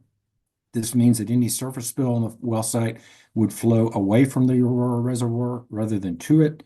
This greatly minimizes the risk of contamination of the reservoir from a surface spill occurring at the well site. If oil or produced water were to be transported by truck from the well site, there is the possibility that a surface spill from a truck could flow into the Aurora Reservoir. As a result, we worked with Civitas Resources and the State Land Board to shift the access road from the state Sunlight Long well site further east, away from the reservoir, and to help maintain the topographic separation between the access road and the reservoir. Further, we supported Civitas's plan to transport both oil and produced water via a pipeline to a tank battery near Quincy Avenue. The pipeline route is along the access road, which is also topographically separated from the reservoir. With all products planned to be transported via pipeline from the well site, there is a minimized risk from a surface spill. The use of pipelines to transport oil, natural gas, and produce water from the well site also vastly reduces the number of trucks needed for the production phase and thus significantly reduces dust which could be blown into the reservoir. The shifting of the access road further east provides a greater barrier for dust generated by small pickups that will service the well site. Next, they speak to protection of groundwater aquifers. Contaminant pathways into the aquifers could be either via surface spills or through the hydraulic fracturing process. As discussed in the previous section, the Aurora Reservoir and likewise the aquifers under the reservoir and under Aurora are topographically separated from the proposed well site. The second potential path of contamination would be from hydraulic fracturing. We have engaged in multiple reviews of geologic data around the reservoir. Geologic cross-sections prepared in 2011 by Peter Barkman through the Colorado Geologic Survey demonstrate the consistency of lithology from well to well in the shallow section under the reservoir. There is no evidence of any tectonic faulting that could be activated by hydraulic fracturing, nor any faulting that connects the surface or shallow formations to the deeper Niobrara Shale production zone. In between the shallow aquifers and the deeper Niobrara Shale is almost 6,000 feet of the Pierre Shale. The Pierre Shale is a competent sealing layer that prevents migration of hydrocarbons to the shallow aquifers. We have found no evidence that the Pierre Shale is faulted or otherwise compromised. Multiple neighborhoods have been drilled under and hydraulically fractured with the same geologic conditions and without impact, including Murphy Creek, Waterstone, Cross Creek, Traditions, Adonia, Harmony, and the Aurora Highlands. Based on these facts, there is no expectation of risk of contamination to our groundwater or aquifers. Next, they speak to protection of the Aurora Reservoir Dam. The risk to the reservoir dam could be from seismic activity, either directly from hydraulic fracturing or from activation of an existing fault under or nearby the reservoir. I'm skipping. Next, they say from these sources, and they cite a bunch of sources, we can find no recorded evidence of any faulting in the subsurface under or near the Aurora Reservoir, which could be activated by hydraulic fracturing to connect the Niobrara Formation to the shallow aquifers or surface. Again, that's a November 17th letter that is in our file. It's in the portfolio, and it's from Marshall Brown, the City of Aurora Water Department, and Jeffrey Moore, their oil and gas designee. I would inform commissioners that if you have further questions for either of these parties, we do have the ability to submit further questions in writing to either of the parties, and we would get that back into the record after we're done with that. All right. With that, it's 11:55. I would anticipate that maybe we start in on public comment. We've got 37 people that have signed up for public comment. Each person will receive 3 minutes for public comment. Representative Hamrick is a representative. We generally allow elected officials 5 minutes for public comment. So why don't we get into this and see how far we can go before we need to break for lunch. If we could bring Rep. Hamrick up, we will allow her 5 minutes.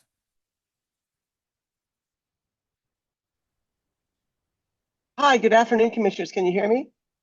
I can. Good. It's still morning. It's 11:56. Good morning. Yeah, I'm in New Orleans, so it's Oh, afternoon. okay. So Good good for you. afternoon. Yeah, thank you so much for having me. Good afternoon, commissioners. I'm Representative Eliza Hamrick, and I join the many community members calling on you to deny the proposed Sunlight Long oil and gas development plan. The state can and should deny this permit. Approval is not automatic. It must meet Colorado's health, safety, and environmental standards. This project does not. Water is one of Colorado's most precious and finite resources, and this site sits within a sensitive drinking water protection area that was explicitly designed to remain off limits to industrial oil and gas activity. The Aurora Reservoir, located just north of this proposed pad, is a major drinking water source for thousands of residents. Allowing drilling and fracking operations so close to that reservoir jeopardizes not only water quality, but also the public's trust in our state's commitment to safeguard essential resources. Beyond water, this project compounds the air quality crisis we already face.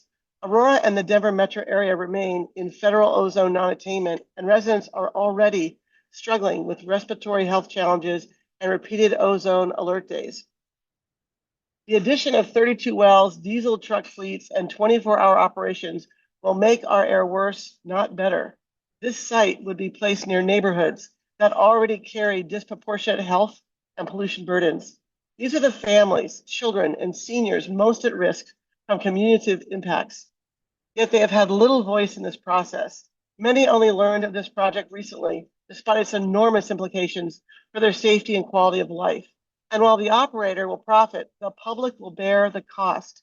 If our water is contaminated, our air further degraded, and our land scarred, that is not a fair or responsible trade-off for our communities. As a representative of this area, I'm deeply concerned that public engagement has come too late and that residents feel left out of the decisions that directly affect their health and future. This project does not align with Colorado's environmental justice, climate, or public health priorities.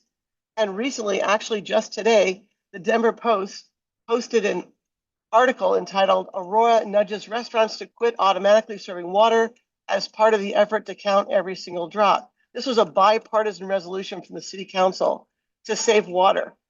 Now, Aurora is doing this, and why are we allowing this project to go forward? How many customer glasses of water is in 1 billion gallons? I urge this commission to deny the permit, not to delay the progress, but to protect the people you serve. Our communities deserve transparency, accountability, and a future where clean air and safe water are non-negotiable. I thank you for your time. Thank you, Rep. Hamrick. We appreciate your being with us and taking time out of your day to present to us. Thank All you. right. Next, we have Jason Wu. Hi, can you hear me? Yes, we can hear you. All right. So first, all of the stuff that the state land board said was fine and great. But we're talking about 2 out of 7 pads, roughly 30%. It's a fraction of the revenue. And it's not interest in the elementary schools that are within 2 miles. So we're just talking about a fraction. Let's do a quick refresher. How do these cancer studies work? You look at cancer rates for people living near fracking and living without. And you look people to rule out other factors. And we see that living near fracking increases cancer in several studies from Colorado, Pennsylvania, and Texas. All of the emerging evidence is pointing in the same direction, but the county says not enough evidence. Well, what amount of evidence is necessary? Lives are at stake, and caution, like a county stay order and official review of the 3,000-foot setback, is appropriate. Otherwise, we're simply waiting for more people to get cancer to get sufficient evidence. Who's responsible? It's not the oil company, because they're just asking for approval. The county is responsible because they are supposed to regulate surface impacts, and they have been negligent in this regard. They've also seemed to have violated reasonable due process because of their opaque and expedited approval. The state, if they approve, is also responsible as a secondary check if approval is given knowing critical evidence on cancer health has not been considered. That's negligence. For these reasons, I think our only option is now to first sue the county and then the state. My family is making a modest commitment of $5,000 a year if and when litigation begins. If there are just 200 others willing to make the same commitment, that's a budget of at least $1 million a year. Why are we committing in this way? Well, folks, we believe this is truly good work. It's godly work. Why?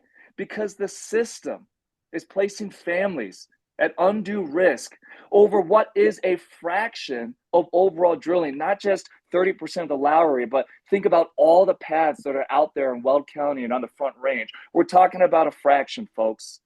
Why do we need 2 more pads so close to homes?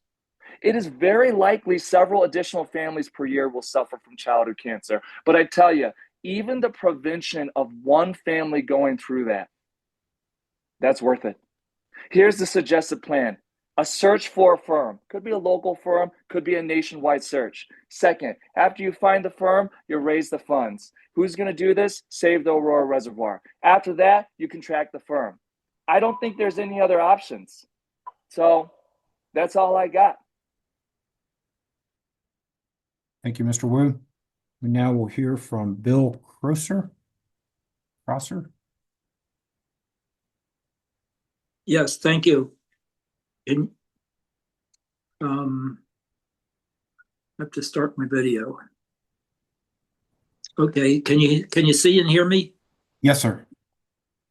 Thank you. My name is Bill Cresser. I have a PhD in chemical engineering.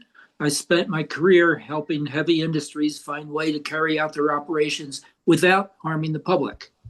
When a disagreement occurred, I was sometimes on the side of industry, explaining to the public why a certain fear was unfounded or a certain operational change unnecessary. At other times, I was explaining to the business how they could reduce their harm to the public by building better prevention into the design instead of ignoring the complaints. And I was part of building those designs. We eventually got to the point where engineers and top corporate officials met with the public every month and were transparent about what they were doing. If we had that system here, I could go to a meeting. I could see exactly which wells had falsified data from the third-party vendor and exactly what they were going to do to make sure that data like that never got submitted again. But we don't. I've worked on the manufacturing side where company policy was to be certain that the outcome of every operation was what they wanted. And we put as much effort into quality control of the emissions as we did for our products. Safety was our highest priority and carried over to the safety and well-being of our neighbors. Now we have proposed operations which are inherently risky. Given that observation, it's essential to look at the past performance of the operator to assess the likelihood of a major accident or regular leaks. I haven't seen anything in the application that reports on the success or failure of the previous efforts of that operator to avoid accidents. I understand there have been enough problems in Colorado to attract the attention of television media. ECMC issued a notice of alleged violation to 7 operators, including Civitas. When CBS Colorado asked about the particulars, they received responses from several parties, but no response at all from Civitas or from their third-party contractor, Eagle Environmental Consulting. To assess the possibility of harm, I would certainly need such information. So it occurs to me, don't the nearby neighbors need that information also? How do they know whether to come here and lodge a complaint or trust that the company will do them right? They don't have the information they need.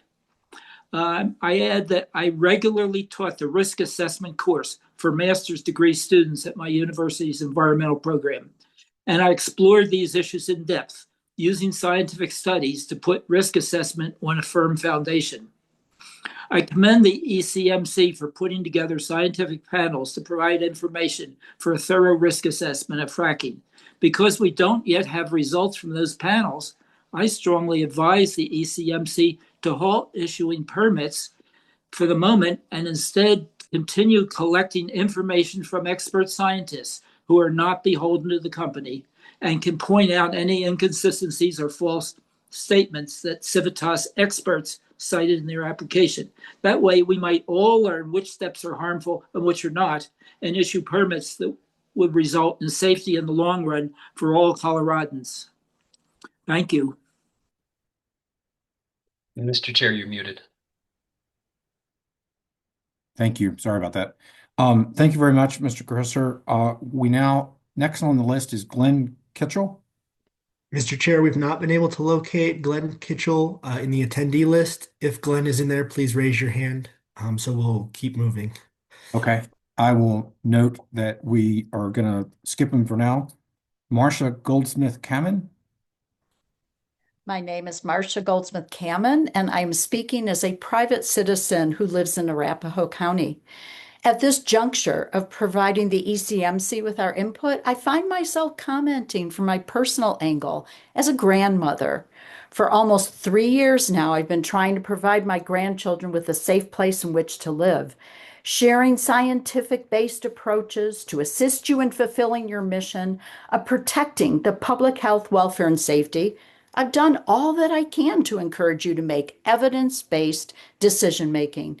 Now is your opportunity to demonstrate to all of us that you have not only listened to our community's comments, but have actually verified, validated, and taken seriously what we've been telling you as well. When you look at our data and hear our concerns, you need to use an abundance of caution and your moral compass to make your final decision on State Sunlight Lawn.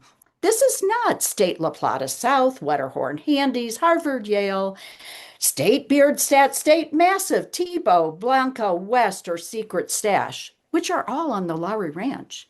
The cumulative health impacts of these multiple well pad emissions, piggybacking on each other, are already presenting our community with huge, life-changing risks. The future of our community is now in your hands.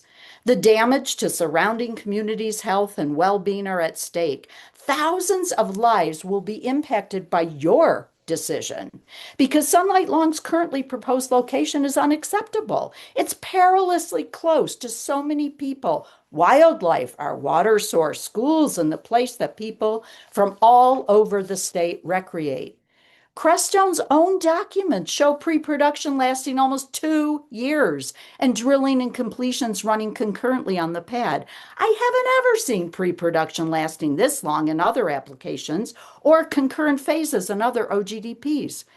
This density of sources already identified by Creststone has the potential to cause undeniable fire risks, leaks, and accidents that put thousands of people at risk.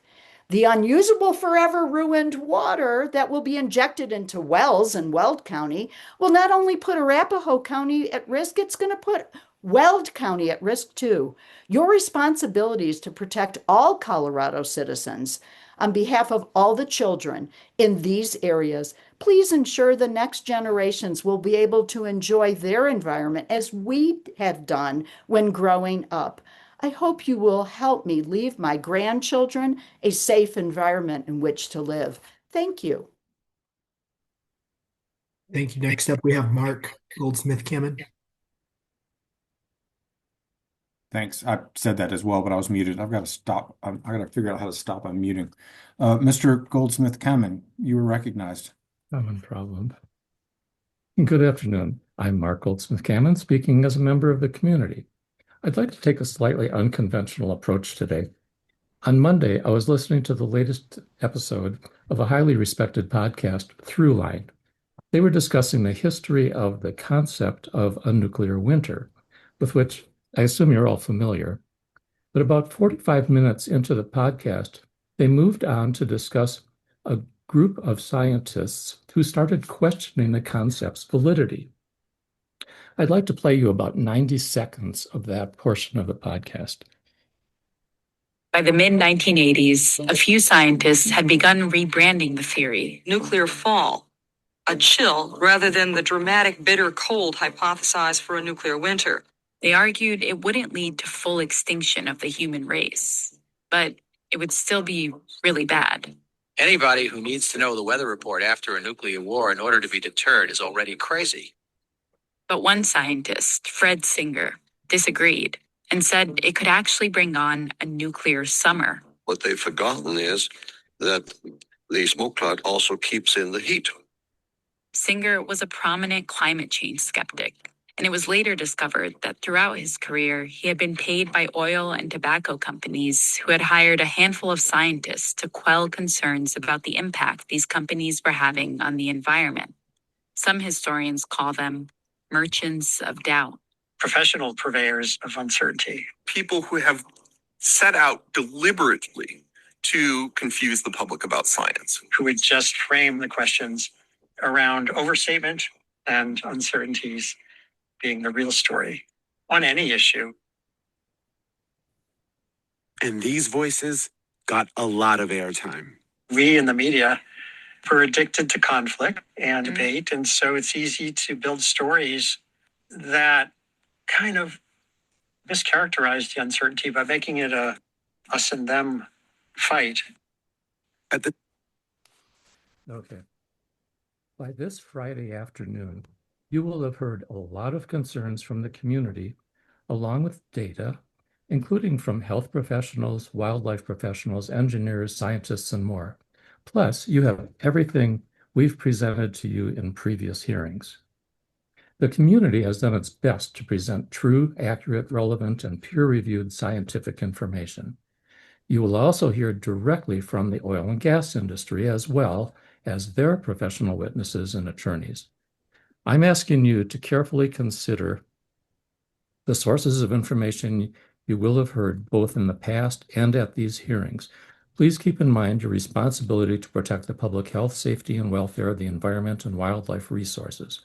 The choices you'll make on Friday will have implications well beyond just the financial benefits of a single company. Thank you. Thank you, Mr. Cameron, for being with us. We now hear from Michael Rose.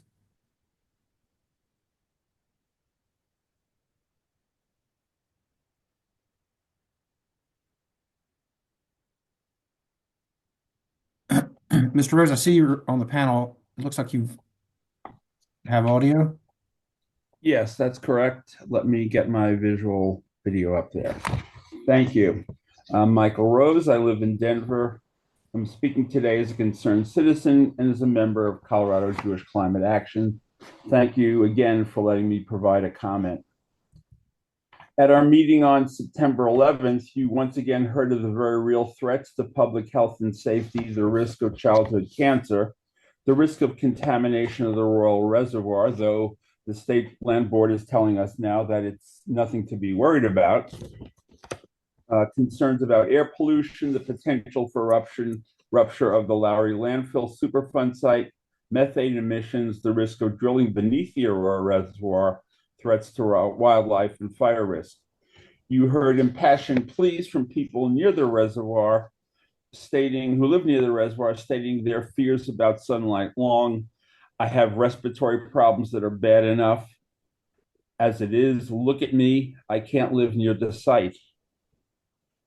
There were concerns about children going outside, parents worried about their children being triggered by asthma, asthma being triggered by air pollution. Once again, members of the commission, you'll have to listen through these meetings, and you'll also have to listen to the corporate attorney for the oil companies, and company employees will explain how they checked all the boxes, addressed all the public health, wildlife, and safety concerns as required by law, and hoping to reassure that any risks or threats are non-existent or quite small. I live in the city and county of Denver, but this fracking site, along with other fracking sites proposed for the Lowry Ranch area, pose an extreme and totally unnecessary risk to the Denver aquifer and the air quality of the Metro Denver area. I'm also taking notice of the environmental justice report by the Colorado Department of Public Health and Environment, particularly pointing to the air toxic admission score, which measures the distance-weighted measure of estimated air toxics emissions. That ranked in the 95.22% range. That to me should be disqualifying right then and there. Then there was also the population under 5 years old measure, which was in the 84.63% range. As you know, there are schools and playgrounds and other child-centered facilities and family-centered facilities and housing in the area. These should be disqualifying. We've already heard from, in different hearings from the Bella Romero people who live next to well pads in Weld County, and where the children at that school right near there have been suffering concerning health problems. Please reject this application. Thank you very much. Goodbye. Thank you, Mr. Rose. And now we'll hear from Brian Matisse. Good afternoon, Commissioners. I'm Brian Matisse, speaking on behalf of the League of Women Voters of Arapahoe and Douglas counties. The League is a nonpartisan grassroots organization working to ensure that everyone is represented in our democracy. The League appreciates the opportunity to comment on the Sunlight Long Oil and Gas Development Plan.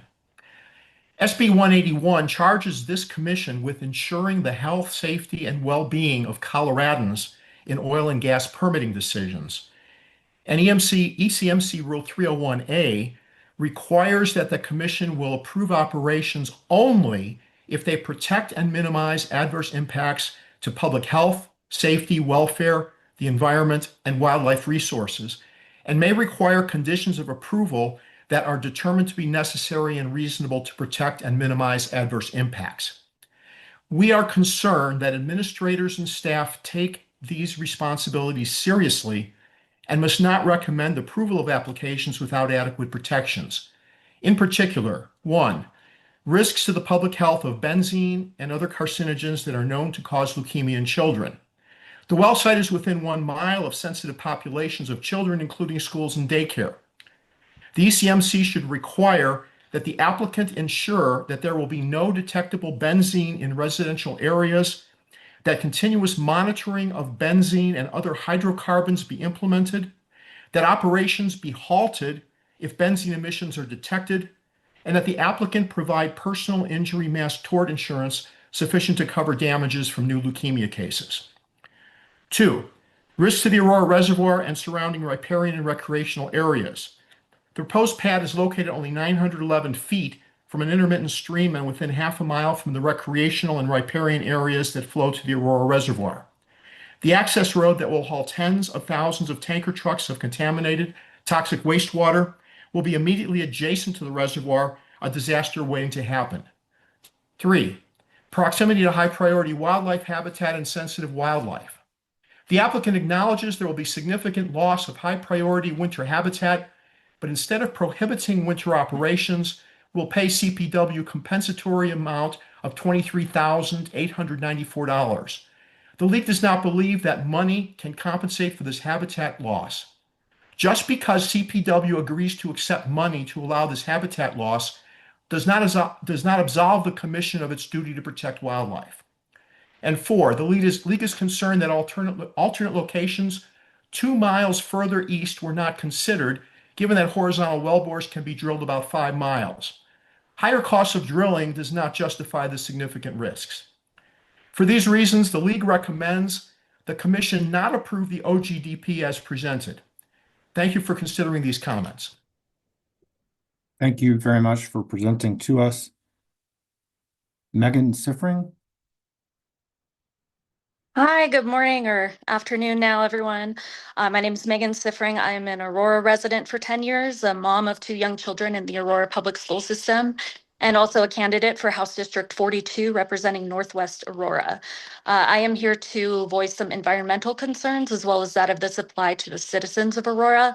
I understand that additional provisions have been made to the original agreement mandating auxiliary water and air pollution testing. I also appreciate the evidence of your collaboration with community-based and local environmental organizations.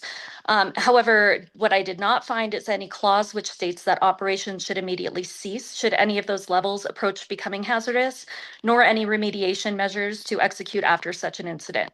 I'm hoping that these do exist, and I just did not come across them in my research, but obviously those would be paramount for this project to move forward.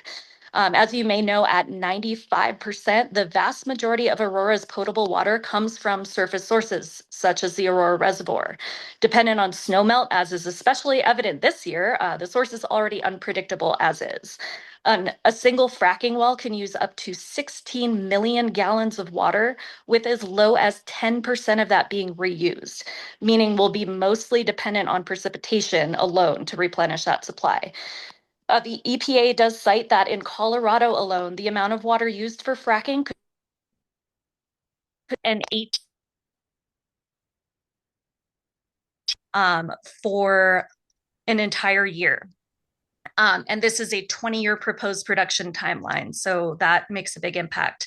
We already live in a drought-prone state. We should not be messing with our already conservative water supply. With climate change accelerating the need for alternative means for our precious resources, fracking is a band-aid at best to address our increasing energy consumption. The seismic damage fracking causes is well documented, as are the negative consequences to our air and water.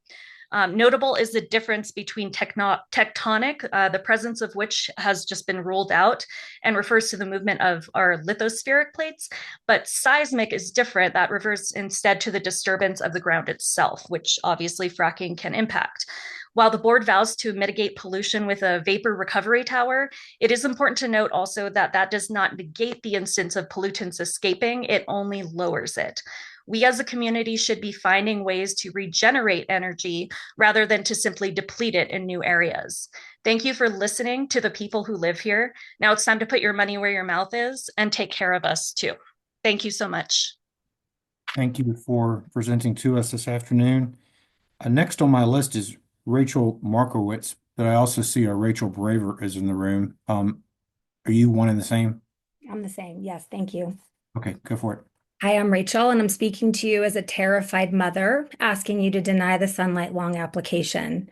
This project threatens the safety, health, and future of our entire community. It is dangerous, it is irresponsible, and it has no place near our homes, our children's schools, and our drinking water. As you have heard, our water supply is already limited and vulnerable.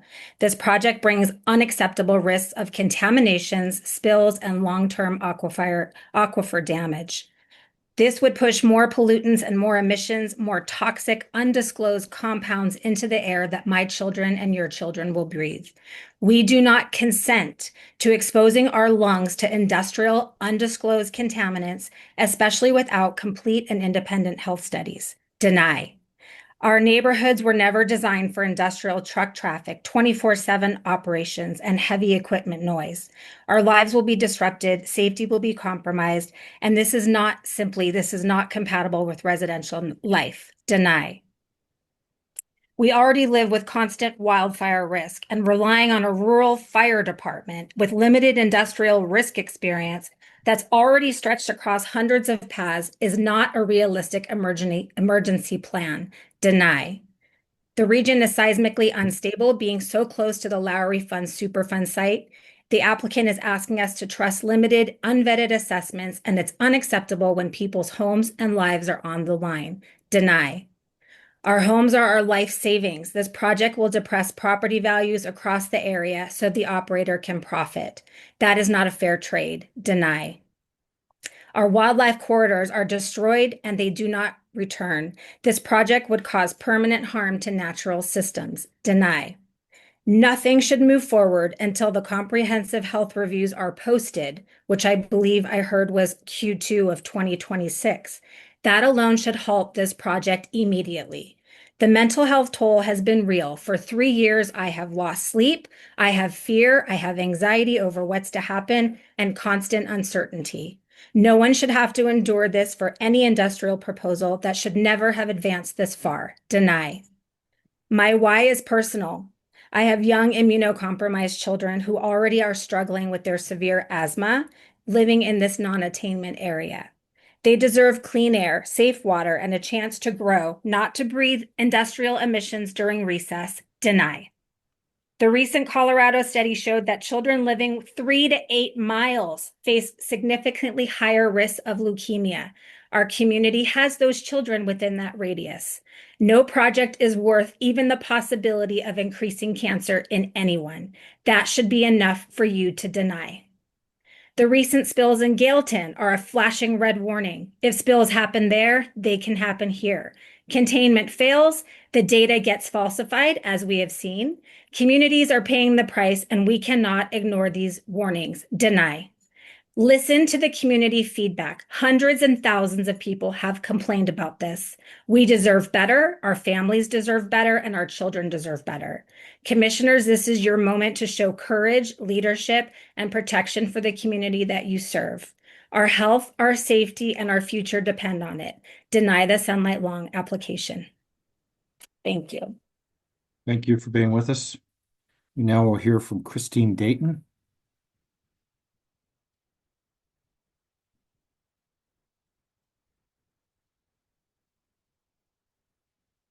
Hi, are you able to hear me? Yes, we can hear you, Ms. Dayton. Okay, I'm not sure what's going on with my video, but I'll just continue so I don't waste time. I'm Christine Dayton, and I'm an Aurora resident, homeowner, and mom. I'm here to urge you to vote no on the Sunlight Long permit. I'll start with a positive here. Millions of dollars for our schools is without question a wonderful thing. We can all agree on that. We want stronger schools, better teachers, and more opportunities for our children. But we have to ask a very simple question. At what risk? We've seen all the health studies, especially those focused on children and adolescents. They don't offer vague suggestions. They point to real, measurable concerns about air quality, respiratory health, cancer, and long-term exposure to industrial operations. When it comes to health of the students, even the possibility of harm should make us pause. We've discussed and addressed things like no surface occupancy areas, as if the absence of machinery on the surface means the impacts disappear. But very little attention has been given to what it means to drill beneath our schools and our reservoir. A well pad moved a few thousand feet away does not erase the fact that the drilling, the vibrations, the risk of leaks, et cetera, under two crucial community assets, places our children and our community at risk. We've been shown wildlife surveys and environmental impact assessments. We're told these concerns can be mitigated, but isn't the need for mitigation itself an admission that the risks are real? You don't mitigate what's harmless. You mitigate what could cause damage to ecosystems, the air, the water, and the long-term health of our community. And perhaps most importantly, you've heard from the people who actually live here. Your responsibility is not only to geological formations, not only to regulatory frameworks, not only to corporate assurances, it's to this community and the people who live here and have built our lives here. We don't want these wells in our backyards, not above us and not below us. It's our home, our children breathe this air, our water flows from that reservoir, and our community bears the consequences long after the drilling rigs and trucks are gone. So today I'm asking you to listen to the evidence, to the uncertainty, and most of all to the people who live here. And please vote no on Sunlight Long. Thank you for your time. Thank you. We now will hear from James Wooldridge.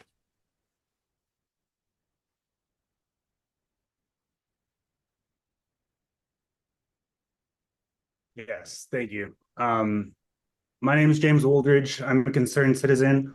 I'm here to call on the ECMC to deny the permit for Sunlight Long. There's a lot of reasons. It's a grave threat to Aurora's biggest water source. Fracking wells use an absurd amount of water that Colorado doesn't have to spare. Blood cancer risk will be doubled for thousands of children in a 3-mile radius of Sunlight Long. Not to mention that the extraction of fossil fuels contributes to catastrophic global warming. We're talking wildfires, landslides, drought just here in Colorado. And my generation and people younger than me deserve to have a livable future. And fracking sites like Sunlight Long are stealing from my future. So we, the community, are here watching to see which side of this are you on. Are you here to protect the community, or are you here to protect Civitas's profits? If you deny this permit, we will celebrate you for fulfilling your mission to protect the public health, safety, and welfare. If you approve this permit, you'll be remembered for selling us out in the name of Civitas profits. So please do the right thing, deny this permit. Thank you for the time. Thank you for presenting. Nicole Shea Niebler. Hello, my name is Nicole Shea Niebler. I am a concerned citizen in Denver. I wanted to start with the term acute lymphoblastic leukemia.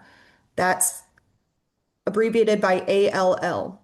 It is a severe and deadly cancer that children get and are more likely to be exposed to and have higher rates of if you approve this permit. It is a direct correlation. Your decision-making rules are wrong because they minimize the adverse impacts on health and welfare instead of actually acknowledging them and trying to prevent them. We have Colorado-specific and Colorado-conducted studies proving this. In May 2025, the Colorado Anschutz published a study finding Colorado children living within 8 miles, that's 8 miles, not 0.5 miles, but 8 miles of a gas and oil well site are at a higher risk of this ALL leukemia. That means there's a 59% chance that they get leukemia. It is a direct correlation. Christine Dayton also mentioned this, but the 300 million or more expected or anticipated revenue from the oil and gas sites going to school funding is coming at what cost? Because long-term education funding means long-term education funding. Kids can't learn if they're dead or going to chemo for their cancer caused by these oil and gas sites. And I know Tabor, the taxpayer's Bill of Rights, may seem like we need to keep schools funded by oil and gas money. But that money going to education from oil and gas sites is barely a drop in the bucket compared to the increased health costs and childhood deaths caused by benzene-induced ALL cancer. I know many of you have not been actually listening to the public comments, and that makes me deeply unhappy as a human being who's here giving you my time on this earth. But I hope you know that if you do approve this permit, children will die of cancer because of your vote. I hope that you are listening, and I hope that you do not want children to die. However, a vote yes on this means you would rather have children die of leukemia and cancer than deny this permit. Oil and gas money is not worth children deaths, no matter the cost. Especially in Aurora, we need to stand up for our community members, and I urge you to vote no. Thank you. Next on my list is Jason Ephraim. but I'm not seeing that he's in the panel. Mr. Chair, Mr. Ephraim requested to be moved down the list due to a conflict, so we will come back to him later. All right, then we've got Patricia Garcia Nelson.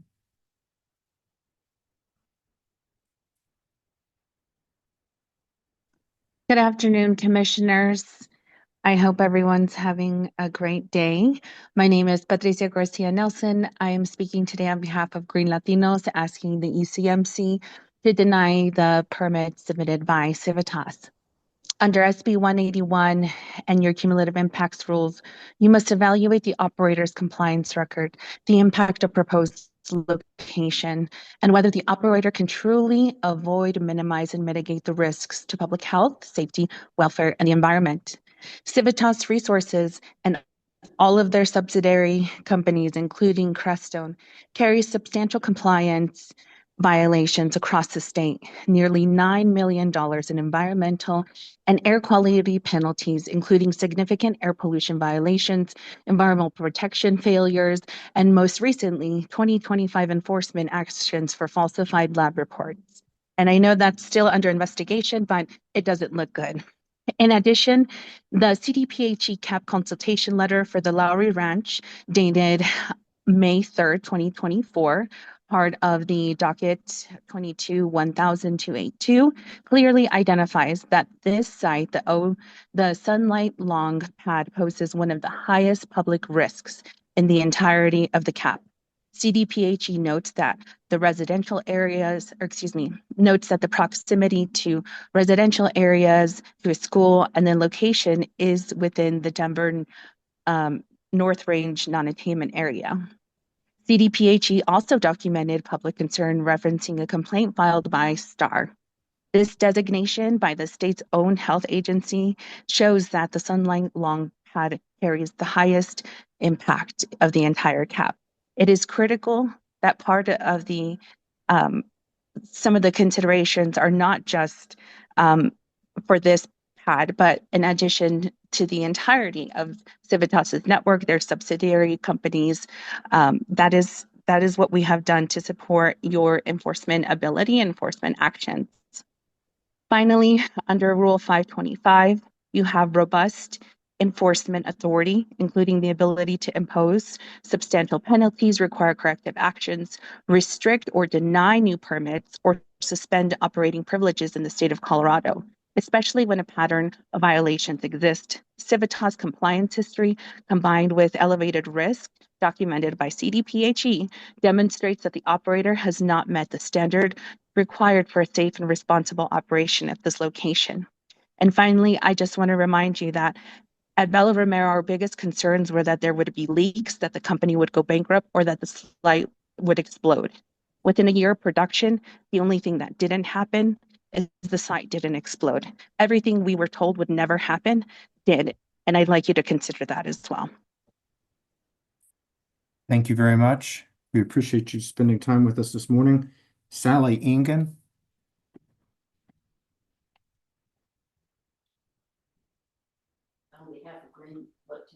Yep, I am here. So, commissioners, here we are again. So I'm not going to be professional like the last speakers, because by now you are well versed in the multiple reasons why allowing Sunlight Long to be approved is such a horrific idea. It renders myself and people I talk to speechless. Why, everyone says. That's the biggest question. Why do they have to have this here? Greed. That's all it is. Supposedly right next to our homes, there's more oil and gas. So therefore, the operators can make more money. Money that we will not see. Yes, they'll build us a playground and buy some sporting tickets for kids, give a fraction of their profits to our schools. In the meantime, fracking will make us sick, and it will kill some of us. So I come from a middle-class family. Our family worked hard. Sometimes all we had were saltines and butter to eat for a snack. But I never had to go hungry. I rarely got a new pair of shoes. I wore hand-me-downs. I had an older sister, but we were happy. Salt of the earth type. I was the first in my family to go to college. From there, my husband and I held jobs and then started our own businesses in construction and printing. I have worked so very hard in my life. In 1993, we were able to build our dream house on a couple of acres, 1 mile from the reservoir that Aurora was just starting to build. I have personally touched every 2x4 nail and electrical cord that runs through this house. I more than just love it here. We built this house while raising our 2 young children, running small businesses. Suffice it to say, there was no downtime. We worked hard, and we worked long, long hours. We've been working since we were 16 years old, 50 years. And now it's time for me to retire. I was hoping that maybe I'd get 10 years where I can travel and see to fruition many of the personal projects I have not yet had time to do. But here I am talking to you, hoping I can see my grandchildren grow up, maybe even make it to when they go to college. So I don't know about this study, hasn't been talked about a lot, the scientific study from Harvard in 2022 that states the elderly living near fracking are at a higher risk of early death. Are you really going to let that happen to me? And if you do, who the hell gives you that right? Also, my grandchildren live 8 miles from this monstrosity. Are you going to choose to make them sick also? Maybe it won't be my grandkids, but it absolutely will be someone else's grandkids. Again, who the hell gives you that right? Yeah, I'm mad. The people you are supposed to protect are not a bunch of NIMBYs who don't want to look at something ugly in their backyard. We want to live and live as healthy as we can for as many years as we are given. The information you have been hearing is not speculation. It is from hard scientific facts, and I happen to like science. And if you do not believe these facts, I can only assume you also believe the world is flat. Deny sunlight long. Thank you. Now we have Heidi Leithwood.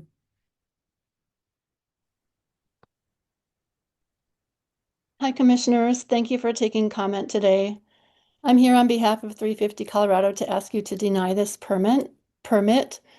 Basically, I'm here to support community, to underline all the comments that you've been hearing from the community for months and today. Their legal case, there are a lot of valid reasons why you should use your authority to deny this permit. I want to emphasize that public comment should not just be a box to be checked. It should be reflected in your decision. And there are thousands of other community members that will be impacted by these wells that either don't know about this or just have not had the capacity to participate. And then lastly, among all of the valid reasons to deny this permit, the new health study by Dr. Lisa McKenzie that you've been hearing a lot about. And I just, I have a very personal interest in this study. I've studied the study. I actually also interviewed Dr. McKenzie on a podcast. And children are at risk with medium intensity oil and gas activity up to 8 miles away. And this was an extremely rigorous study. There have been other studies. This one basically accounted for all the possible variables. And the one thing that Dr. McKenzie said was they can't do the quote unquote gold standard study because they can't purposely put people in danger in order to see if they're more, in order to do the kind of scientific study where you subject people to harms and then study whether they're affected. They cannot do that. It's not ethical. So anyway, I don't think that you've had a chance to completely digest what this new health study means for your policy. And I would just urge you not to make any decisions that are going to be potentially putting children's lives in danger. And I think you need more time to think about that, and that you shouldn't be giving permits in the meantime before you decide what these new studies, what the implications are for your decisions. So again, on behalf of 350 Colorado, please deny this permit. Please listen to community. Thank you. Thank you. Thank you for being with us. Commissioners, we've got about 20 more public comment. I'm going to suggest we take a 15-minute break and then come back at 1, and then just go ahead and move through the rest without taking a more formal, lengthy lunch break. So let's return at 1 o'clock, and then we will start back up.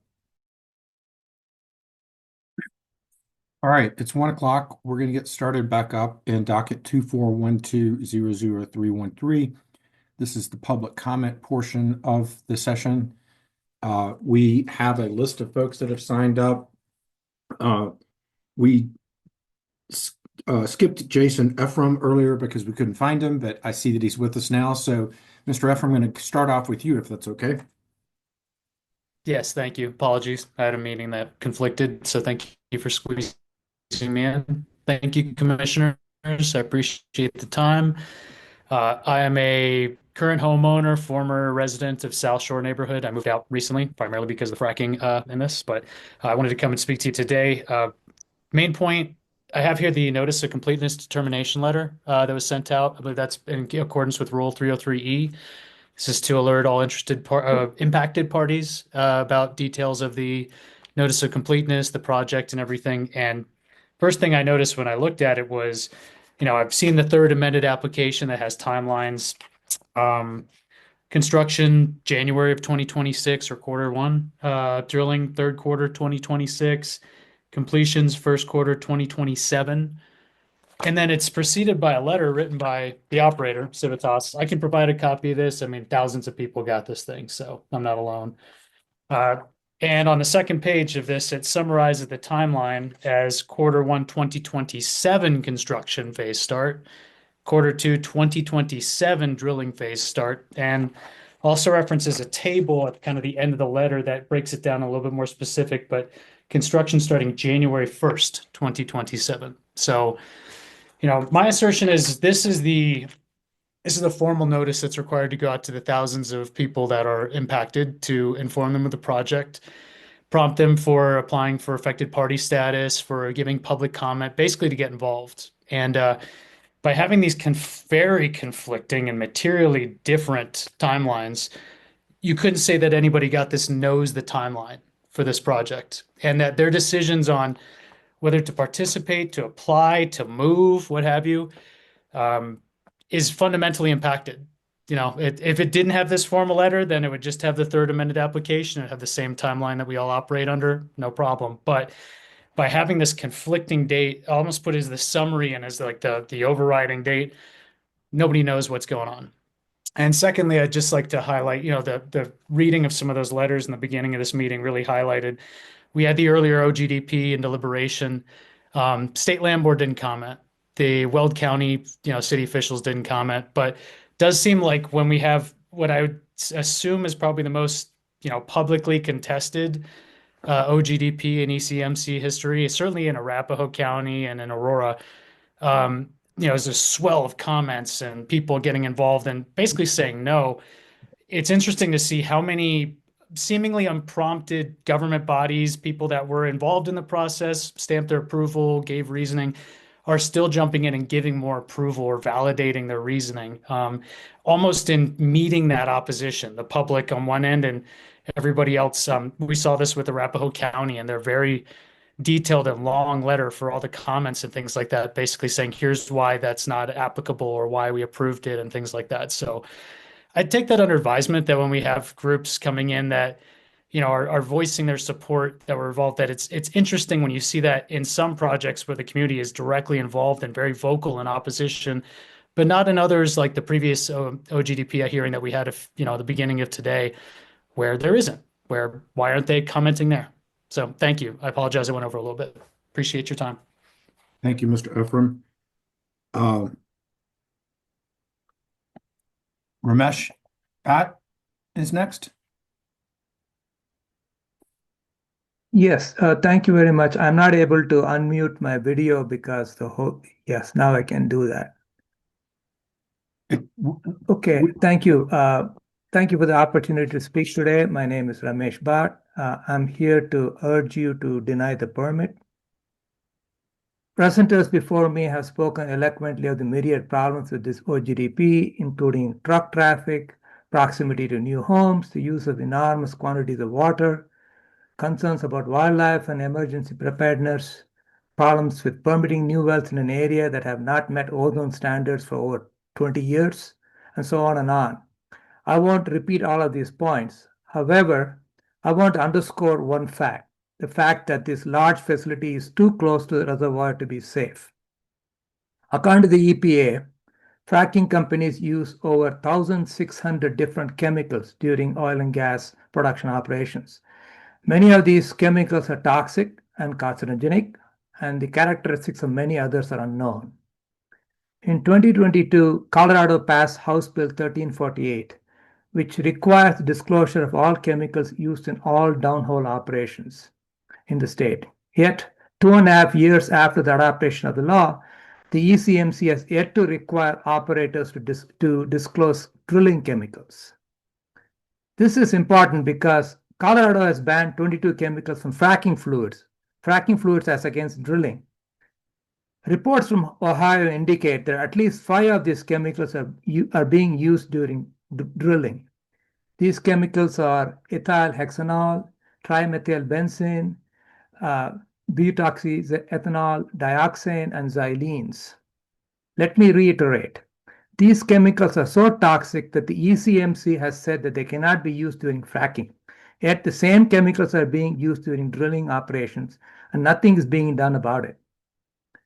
Given the state of affairs, it would be highly dangerous and premature to allow such a highly polluting and secretive industry to function less than a mile from the major reservoir. I strongly urge you to not permit this facility. Thank you. Thank you for being with us. I believe now we've got Amanda Stevenson. Yes, sorry. Okay. I am speaking in the place of Ann Hussein. She was not able to speak today, so I am speaking for me. Good afternoon. My name is Amanda Stevenson. I have one last thing to say to you to convince you to deny. Was it enough to see the community show up as it did several weeks ago?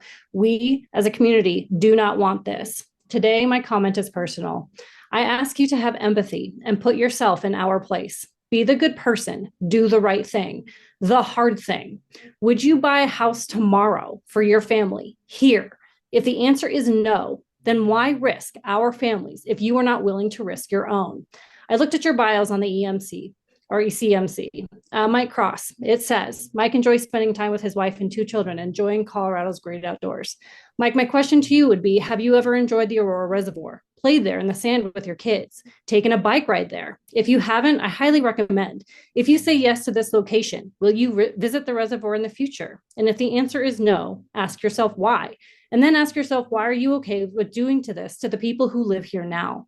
For the others I am about to address, I imagine you have families as well, but you probably did not share the information on your bios because you want to protect your families. We too are trying to protect our families. Brett, in your bio, substantial experience in environmental protection, wildlife protection, or reclamation. Brett, be the protector of our environment. You have the know-how to do that. Jeff Robbins, quote, regulating in a manner that is protective of public health, safety, welfare, wildlife, and the environment. Jeff, this site is not protective of public health, safety, welfare, wildlife, environment, and you know it. Use your law degree to help us. John Messner, he also serves as chair of the newly developed Colorado Produced Water Consortium. John, how can you justify the amount of contaminated water that is going to be used for this site? You were supposed to protect our water, so protect it. Tricia, a member of the Boulder Water Resource Advisory Board. Tricia, I went to school in Boulder. I know Boulder, and I know how much that town protects its environment. This is why I love Boulder. Will you not do the same for Aurora? My parents bought their land and built our home here 40 years ago. As I have grown, I have come to appreciate and feel such gratitude for their choices as to where I grew up and to become who I am today. But now I am afraid. I'm afraid for my children who spend all of their breaks, sick days, and holidays with their grandparents. I'm afraid for my parents who this is their forever home, for they are going to get sick. I'm afraid for myself as I work here every day, to fear when I drink water from our well that has been contaminated by fracking. Don't destroy us. We are you. You are us. Help us do the right hard thing. The right thing, break tradition and push for something that you will get a positive recognition for. Be the legacy that left oil and gas behind and push for something better. Have the legacy of being the protector of all the people affected by Sunlight Long. Be that person. Deny Sunlight Long. Thank you. Thank you. We now have Kerrigan Flynn.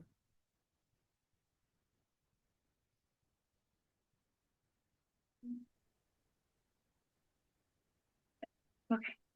Hi there. My name is Kerrigan Flynn, and I am commenting on the Sunlight Lawn Oil and Gas Plan permit as a resident and homeowner less than 8 miles away from the proposed location. I thank you for your time and attention. I am commenting to urge that the permit for this project be denied due to data-driven concerns about the harmful impact to public health, safety, welfare, environment, and wildlife ecosystem, as well as a more economically driven opinion that this project would be a poor long-term investment for the ECMC. The Colorado Department of Public Health and Environment has already flagged this location as one of the highest risk locations in the Lowry CAP due to its proximity to homes like mine and schools like the one I can see outside my window. In an area already struggling with air pollution, less than a mile from the second largest reservoir supplying the city, per the Aurora Gov Water System website, I would argue that the risk of this project experiencing spills, inadequate mechanical integrity, improper injection, discharge, or improper disposal or storage of hydraulic fracturing wastewater fluids or chemicals at any point in the process is too high, with too great an impact on a city with a growing population of 414,000 people. And if that does not concern you enough, I would argue that starting a new oil and gas project in this area, in this time, of this size, is a bad investment. Every independent energy researcher I have known tells me that oil and gas is the past, not the future.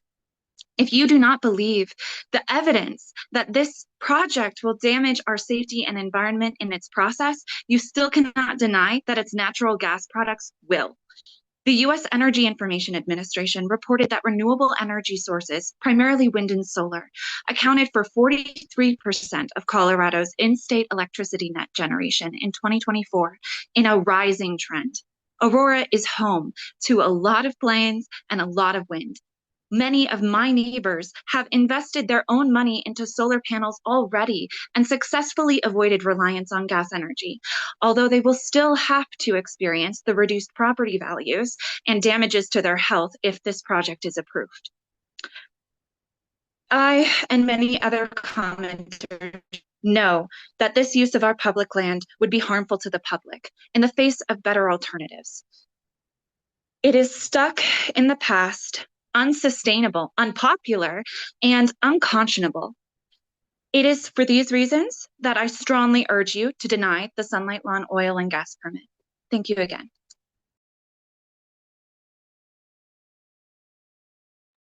Thank you. We now have Jennifer Finger. Hi, thank you for taking time to listen to my comments. I'm commenting today as a community member and also a mom of 4. I'm not just asking, I'm begging at this point that this project be denied until there's some more information. I feel like the health risks to our kids that the current research is showing is just far too great. And I have 4 little beings that will be a half a mile away all day long at school and all day long in their house and be exposed to all the cancer-causing chemicals that will be put into the air. And as I look at the community right around there, it's not just my 4 little guys that I'm worried about. It's also all the schools. Altitude Elementary has 800 kids. Fox Ridge Middle School is less than a mile away with 1,000 kids. Cherokee Trail is right there with 3,000 kids. Woodland, I think, has another 500, and Infinity Middle School has another 1,000. I mean, we're talking about over 6,000 kids that will be around these chemicals 24 hours a day. And you are the individuals that are standing in will make the choice of whether or not that's going to be sorry, I'm not speaking very well. How much their health is going to be affected by this. And I think that we're at a point in history right now where we're going to be the people that make the decision, right? We're going to be the parents that decide if we're going to move out of this community. You guys are going to be the ones that decide if you're going to let this go through, because the research is emerging. And more is emerging every day, but we actually have the information. 10 years ago, they didn't know about the health risks. We do know about the health risks, and the legislation just hasn't caught up.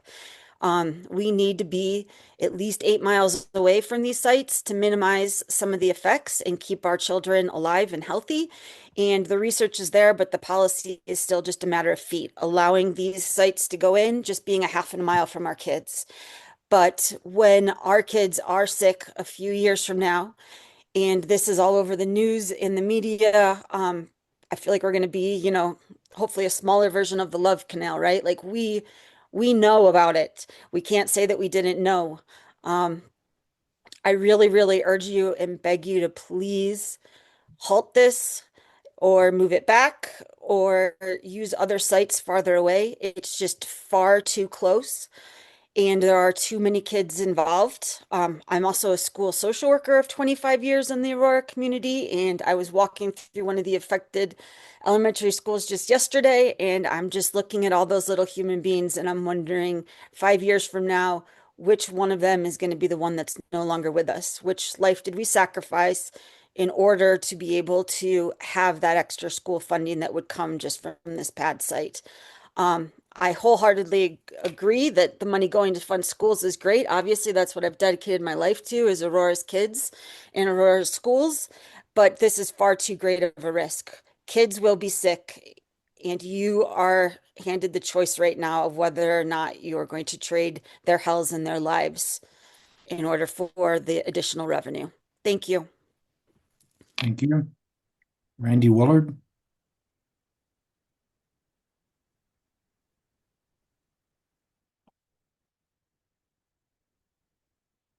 There we go. Good day, Commission. Thank you for the opportunity to speak today. My name is Randy Willard, and I'm a resident of Southeast Aurora. This week, there's an opportunity for an outcome that would show that Colorado's rules are the toughest and the best in the nation. It's an opportunity for this commission to support a community that has fully engaged with the state-mandated process. With all of the blowback from the current administration and the push to drill, it must be harder to sit in your seats this year. That makes it all the more important that you represent Colorado and our rules and regulations just as you always have, with an inward-facing view. We are still a democratic federal republic comprised of states with states' rights, last I checked. That means we are independent in the case of oil and gas development, free to have and enforce our own rules. So that brings us to this week's Sunlight Long hearing, and you are well aware how involved the public has been with this pad and this location. Southeast Aurora is not a DIC. It's a bustling part of Aurora with over 60,000 residents and tens of thousands of homes. What comes with homes? Commercial development, of course, shops, offices, and schools. More and more studies show the combination of density and proximity to be a major health concern when permitting unconventional oil and gas development. Studies from Colorado, Pennsylvania, and Texas, all major fracking states with large renowned universities, show the impact of fracking on health. We're just 20 years into this fracking experiment, and some things are becoming quite clear. The amount of water required to flush the sought-after resources is increasing. Some states are experiencing subsidence in which the land drops because the material holding the land up has been removed or disrupted. Frack-ins and frack-ups are increasing in every state that allows fracking. It's also clear that our climate is impacted by the greenhouse gases that are emitted, and global temperatures continue to rise. Further, it is clear that there are many new oil and gas finds every year around the globe. With the U.S. producing 40% more than it needs, one has to wonder why we suffer the impacts of extraction, only to have another country use our resource. Finally, it's important to note that the resources extracted here will likely end up out of state and will not impact our prices. One last thing I'd like to call out is that we continue to experiment on our children. Their bodies are growing and changing, and the impacts from chemicals and processes used for fracking can destroy young bodies. Leukemia risks are much higher, as you've heard, near unconventional oil and gas development. Pulmonary or lung issues are quite common as well, with exacerbating impacts to those with asthma. On high ozone days, many in the community cannot even leave their homes for fear of being unable to breathe. These are all real impacts of fracking. BMPs don't help the person with asthma. Nothing can help a parent that has just received a leukemia diagnosis for their child. So let's use this week to flex those rules and regs to come to a decision that embraces the spirit and intent of SB 19181, one that protects community, health, and environment, one which reduces the anxiety of the parents in the community about the impact of these wells so close to schools, one that honors the beauty of our state and the sanctity of our lives. Thank you. Thank you. Next up is someone named Allison. I don't have a last name.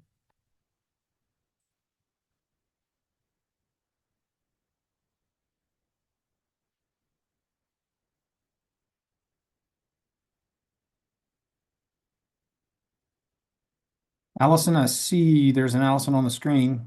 If you want to unmute.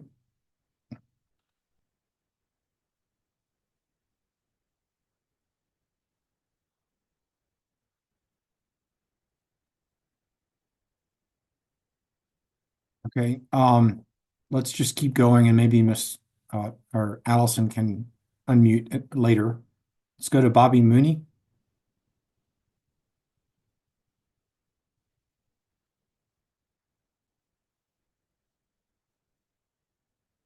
Hello, can you hear me? Yes, and we can see you. Thank you. Thank you, commissioners. My name is Bobby Mooney. I'm a member of 350 Colorado, a Colorado-based nonprofit organizing locally to solve the climate crisis and transition to a sustainable future. We have over 18,000 members across the state, some of whom are here today, and even more who have submitted written comments to you regarding this proposed fracking plan. 350 Colorado stands firmly opposed to the state Sunlight Long fracking plan.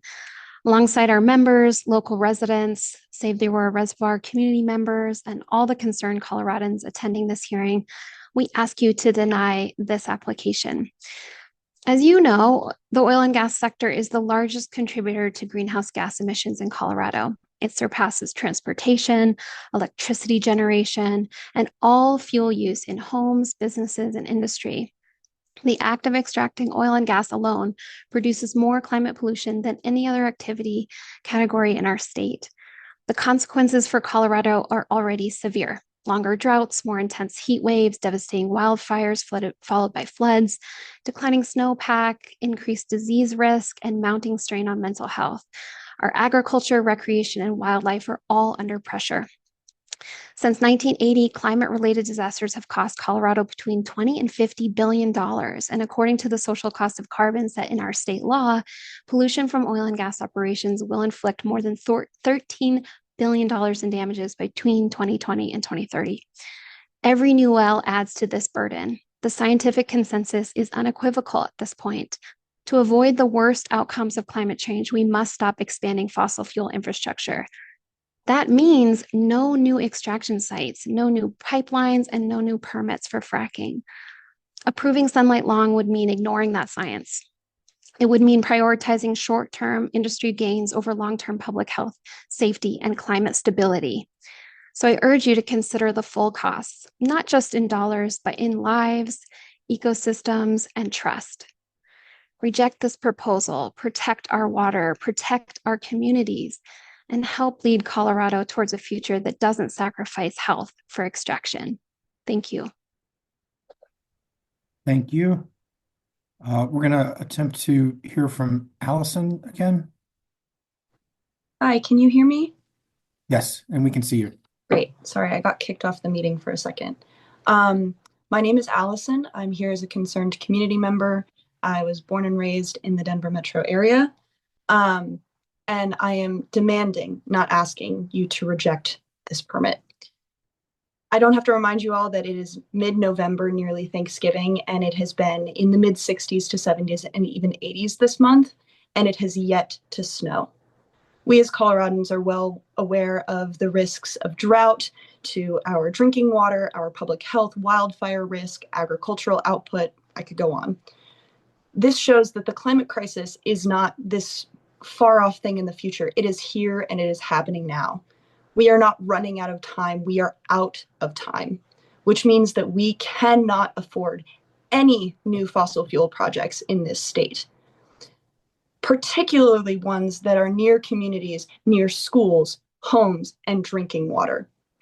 I know many of the other commenters have already brought your attention to these studies that you yourselves as commissioners have highlighted about childhood cancer rates, but I want to reiterate that if you approve this project, childhood death, childhood cancer will be on your hands.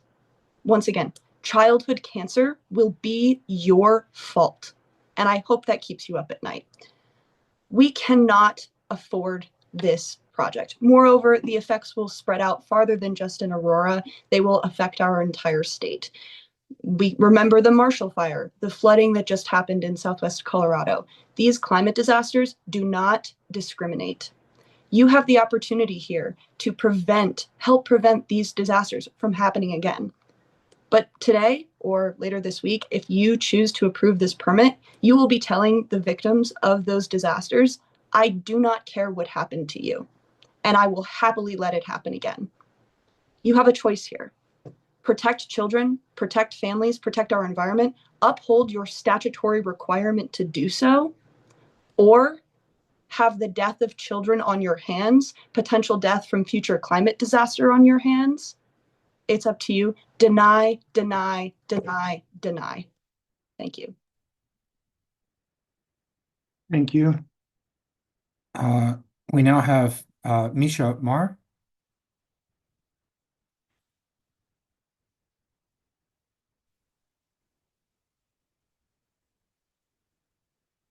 I don't have video, it was turned off, but That's okay. We can hear you fine. okay, perfect. There we go. Hello, my name is Misha Mar. I'm here to speak about the economic impacts of the proposed state Sunlight Long OGDP. I appreciate your attention today. I live in Aurora, less than a quarter mile from the Aurora Reservoir with my family.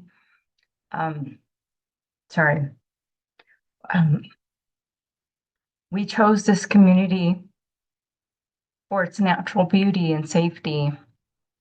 We did not purchase our home to see industrial wells and pads built next to our neighborhood and threaten our way of life.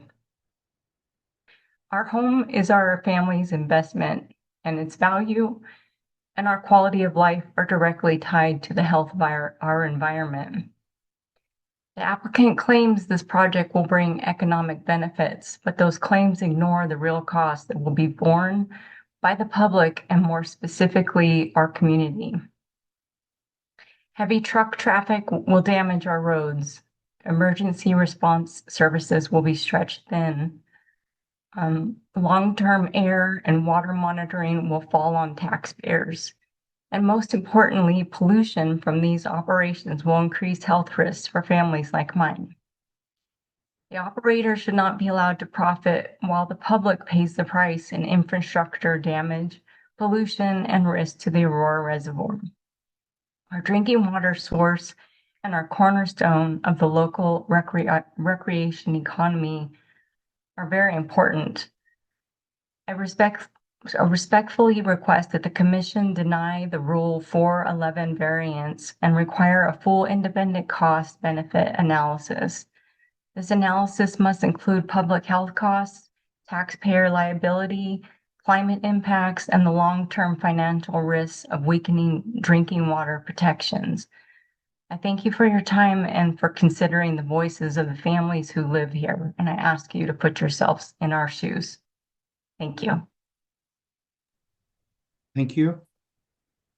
Next, we had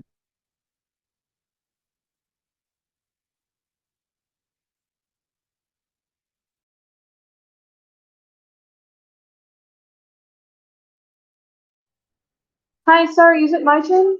I'm sorry if I couldn't hear. I would say stand by, Ms. Chator, for just one moment. It looks like we may have lost the chair. Stand by, please. All right, sorry.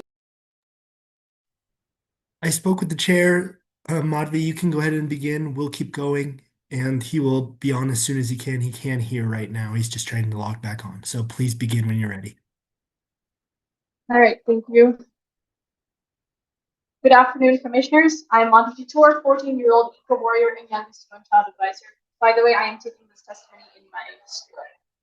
I'm here to plead with you all to deny this permit, or at least order an alternate location analysis and move the state sunlight long bow pad farther away from homes and schools. We are all aware that this is a humongous mega pad of size, supporting 32 to 64 wells. I am not opposed to fracking in itself, but I am opposed to unethical fracking in your homes, your schools. I'm opposed to unethical fracking that puts profits first and compromises public health, ecosystems, and wildlife above all our life elements itself. Air, water, soil, and food.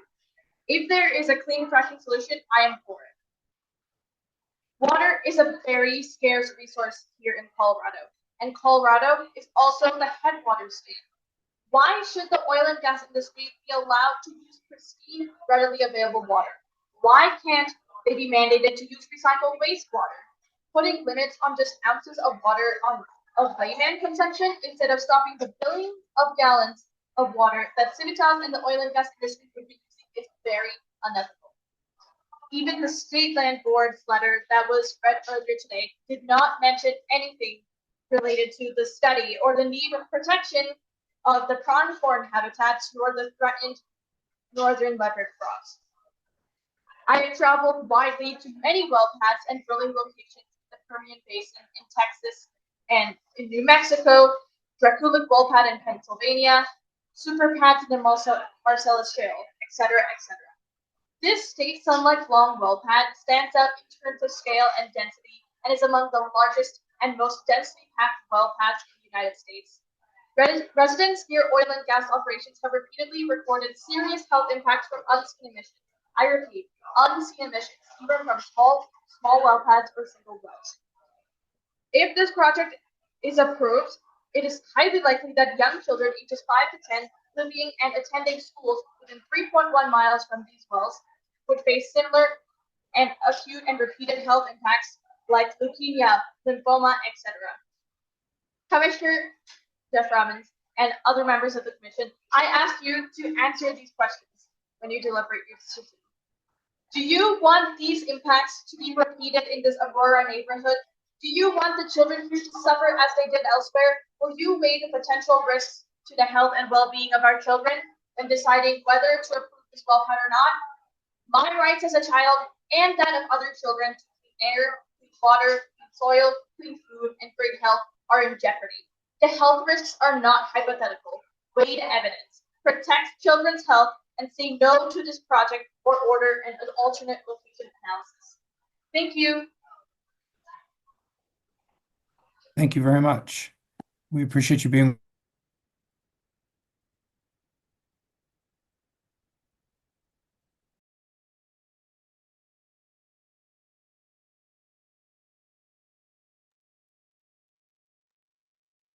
Mr. Thomas, who do we have next? My apologies. We have Amber Golden next. Why don't you go ahead, Ms. Golden? Yeah, thank you. My name is Amber Golden, and I'm a resident of Talons Reach. My home is approximately 2.5 miles from the proposed well pad. Like my neighbors, I'm here today because I love this community. I walk around and paddleboard on the Aurora Reservoir with my family. I breathe this air. I drink this water. I'm looking out my window right now at just this beautiful community in which we live. And like every parent, every neighbor, I want our children to grow up healthy and safe. That's why this proposed well pad terrifies me greatly.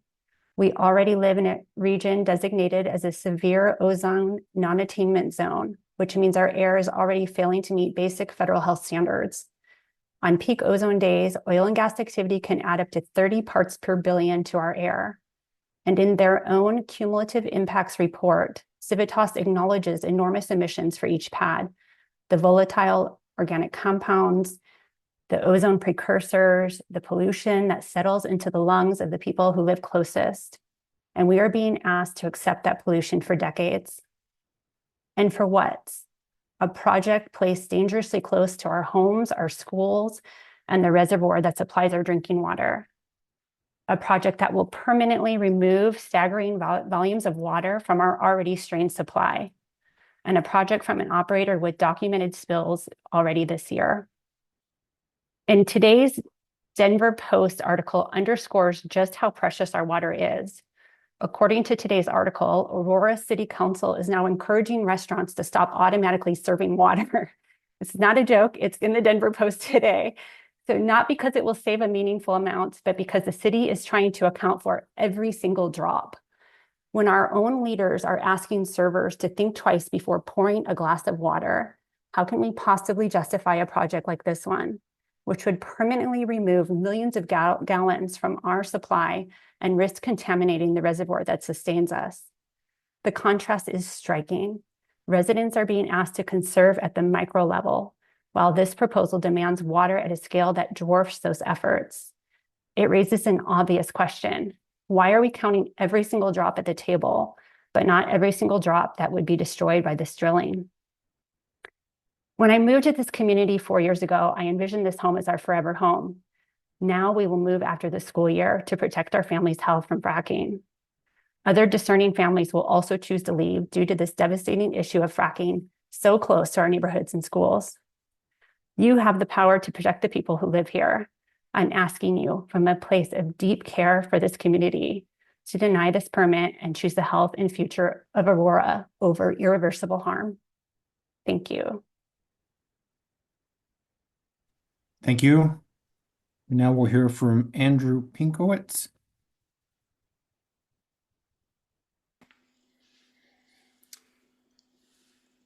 Hello, Chairman, Commissioners, and fellow community members. My name is Andrew Pinkowitz. I live in the Centennial and Southeast Aurora area, close to the Aurora Reservoir. I'm a father to my 2-year-old son, Eli, who I brought to the last hearing on this topic in Elizabeth, Colorado. On behalf of my family, neighbors, and broader community, I implore ECMC to deny the Sunlight Long fracking permit due to the extensive health risks presented to residents of the surrounding community with Civitas's and Crestone's proposed 32 wells in their mega well pad. The latest science is clear about the severe health risks with residential fracking. The Sunlight Long mega well pad would expose communities in Arapahoe County to those exact same risks, including releasing 73,000 tons of air pollutants, including volatile organic compounds or VOCs, exposing over 10,000 households to health risks, including asthma, heart disease, and childhood cancer, and risking the contamination of 3.9 billion gallons of fresh drinking water in a state with a severe water crisis. Remember these numbers: 73,000, 10,000, and 3.9 billion after I speak today, please. In my hand, I am holding the 286-page ECMC Director's Recommendation, and I read every single line. Pages 2 and 5 state that the 3,840-acre site, page 5, is 3,188 feet east of the nearest houses, page 2, while the ECMC guideline for residential fracking is within 3,000 feet of residential building units, or RBUs. Does this account for the households which are, quote, 3,188 feet of the proposed location on page 12? Would they not be breathing in the same carcinogens released during fracking, like benzene? Can you guarantee that the schools a mile away will be free of leukemia risk as a direct result of these fumes when scientific research shows those within 8 miles are affected? Citation: public comment proximity to schools. In the Elizabeth hearing, we also spoke about how, as stated in this report, the ECMC determined in 2024 that reports submitted by Crestone contained falsified data related to oil closure and gas facility spill remediation cleanup. Are we supposed to take a corporation at face value who has already lied when they say they won't lie again? Once water is contaminated, there are no do-overs. Also in this report, I hold over 800 comments submitted by residents of the community vociferously advocating against this project. Listen to them. Reject the Sunlight Long project to protect the families here in Aurora and Colorado. Thank you. Thank you. We now will hear from Haley Young.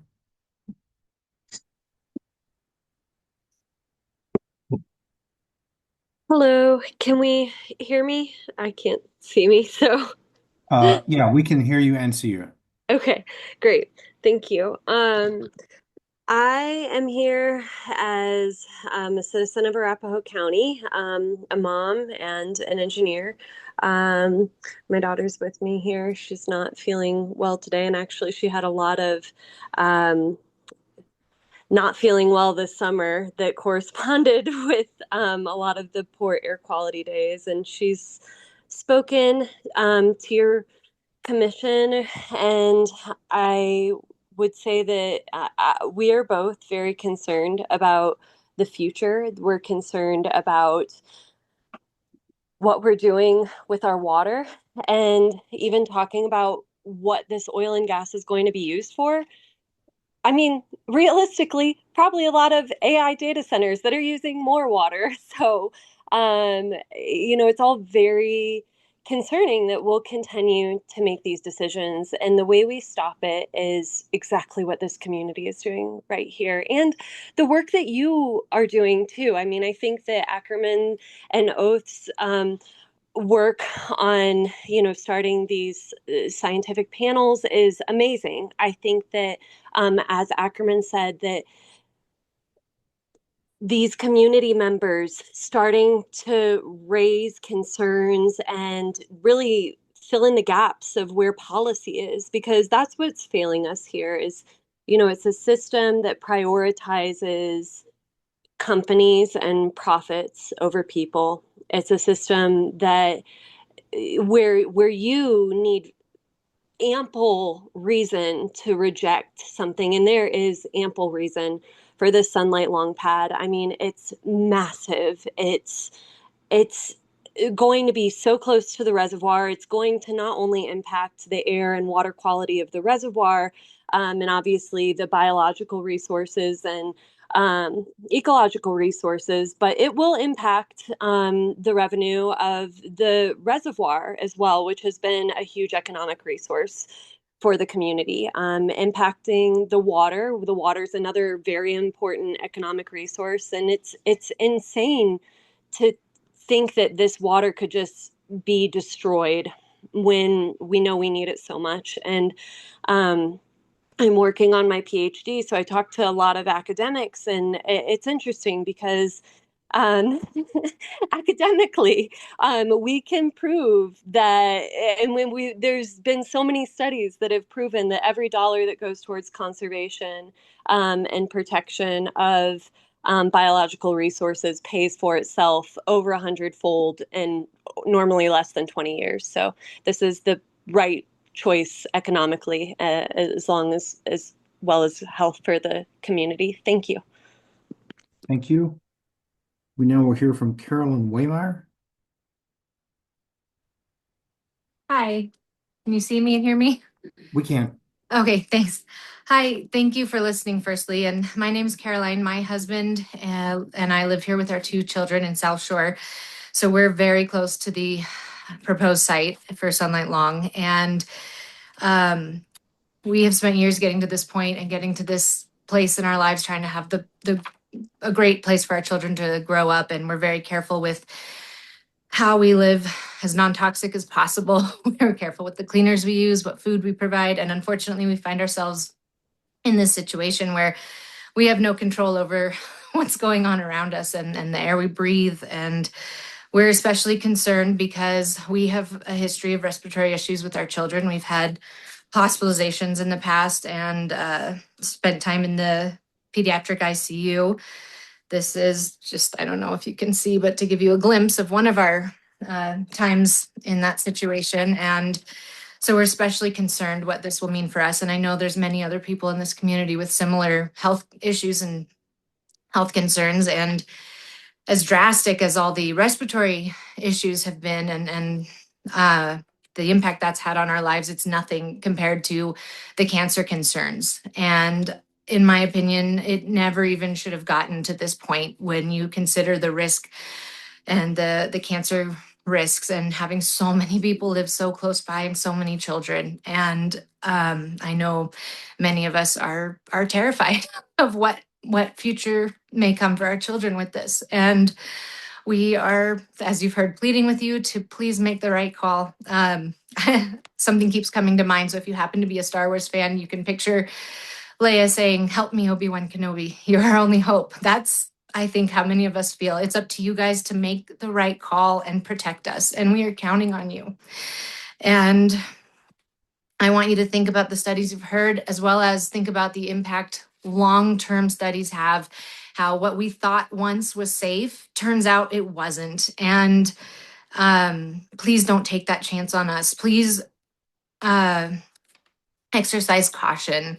And that is assuming, even if you think it were safe, that's assuming nothing goes wrong. And as we know, there are spills, there are issues with containment, there's even issues with covering things up that we never even know about. And it just seems like an irresponsible risk to take when it is so close to so many homes, such a densely populated area with so many homes and schools. And excuse me, sorry. I fear that if this goes through, we will be the ones they write about in studies in 5, 10, 20 years, citing us and the experiences that we have, showing this was not actually a safe distance at all. So please, please stop this and protect us. Thank you. Thank you. Ben Jackson. Hello. Can you hear me? Yes, we can hear you. Awesome. I'm going to leave my video off because I'm in kind of a bad service spot, but thanks for letting me speak today. My name's Finn Jackson. I'm just a concerned citizen. And my views fall in line with what most of every commenter has said up until now, that I just am begging you to deny this project because of the health impacts, because of the environmental impacts. And the points I just kind of wanted to make are that, it's been said many, many times, your mission statement is to regulate oil and gas development, to consider the public health, safety, environment, wildlife resources. And I've just noticed that through this whole process, with the Lowry cap and all of these OGDPs, that community members have submitted thousands of comments, have just come out in droves constantly to oppose this project. And yet things keep getting approved. And so I think there's something really telling that if you approve this project today, you will finally be saying that you're listening to these community members. You're listening to their concerns about public health, about parts of your mission statement you're supposed to uphold. And you'd also be saying that you're upholding your mission statement. And the more that you deny these projects while bypassing, public concerns, shows that you aren't agreeing with those parts of it.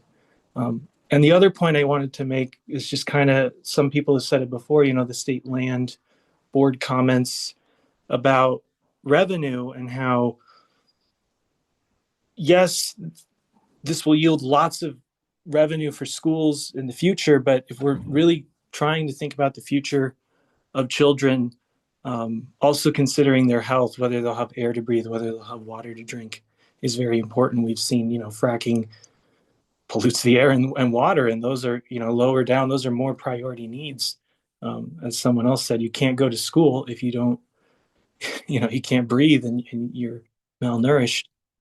And, the state land board also mentioned a number of other revenue streams. So I would think that we could find a way to bring that 80% number down.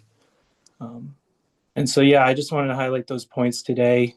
Please, once again, I'm begging you to deny this permit. Thank you very much. Thank you for presenting to us today. We're next going to go back to Jesse Floria. Hello, my name's Jesse Floria. I live in Colorado.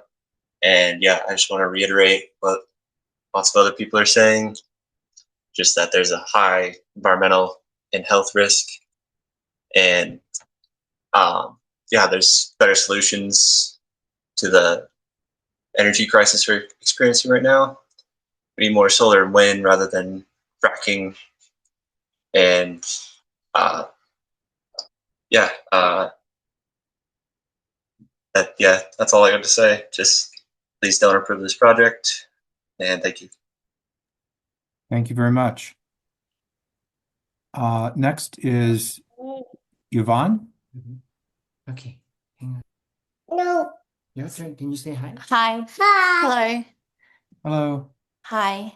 This is Yvonne and I'm Aston. My name is Yvonne Yap. I'm a concerned mother, a dentist, and a proud Australian. And before moving to Colorado, I knew nothing about fracking. It wasn't part of my life, my education, or even my imagination. My husband and I chose South Shore because of the lifestyle it promised. Bike trails, parks, and a beautiful reservoir where I could feel close to the water that reminds me of my home. And it felt like the perfect place to start our family. Also, we thought. My husband and I struggled for years before our little boy was born. He is now 2. I never imagined that instead of enjoying my hard-earned motherhood, I would be forced to become his advocate and fighting to protect him from industrial oil and gas operations planned alarmingly close to our community. I moved here for safety and stability. I never imagined raising my son within 3 miles of 97 wells, with another 58 just beyond that. I never imagined spending his toddler years studying oil and gas applications, handing out flyers, and losing sleep over whether we will have to leave our home, all because of a project we never asked for and we do not have a say in. But here we are, and my story is one of many hundreds. We are a community united and afraid. On September 11th, nearly 500 Coloradans attended the 511 hearing, the largest turnout in Colorado history. Parents, grandparents, teachers, medical professionals, and neighbors showed up because they are deeply afraid of what this megapad means for their health, their children, their water, and their future. And beneath that fear is a profound sense of betrayal. SB 19181 was meant to put health, safety, and the environment first, to ensure that oil and gas operations do not harm communities. But how is that protection being ensured? Electrification doesn't shield us. The applicant's own analysis shows 600,000 diesel truck miles, adding more pollution to an area already plagued by air quality alert days. And emergency response times are unacceptable. It would take 25 minutes to reach this site. We saw the speed at which the Marshall Fire destroyed entire neighborhoods. We're not asking for special treatment, just pleading for basic protection for our families and neighbors. Now let's recall what has happened since the Lowry Ranch cap approval, further demonstrating to us why this is such a bad idea.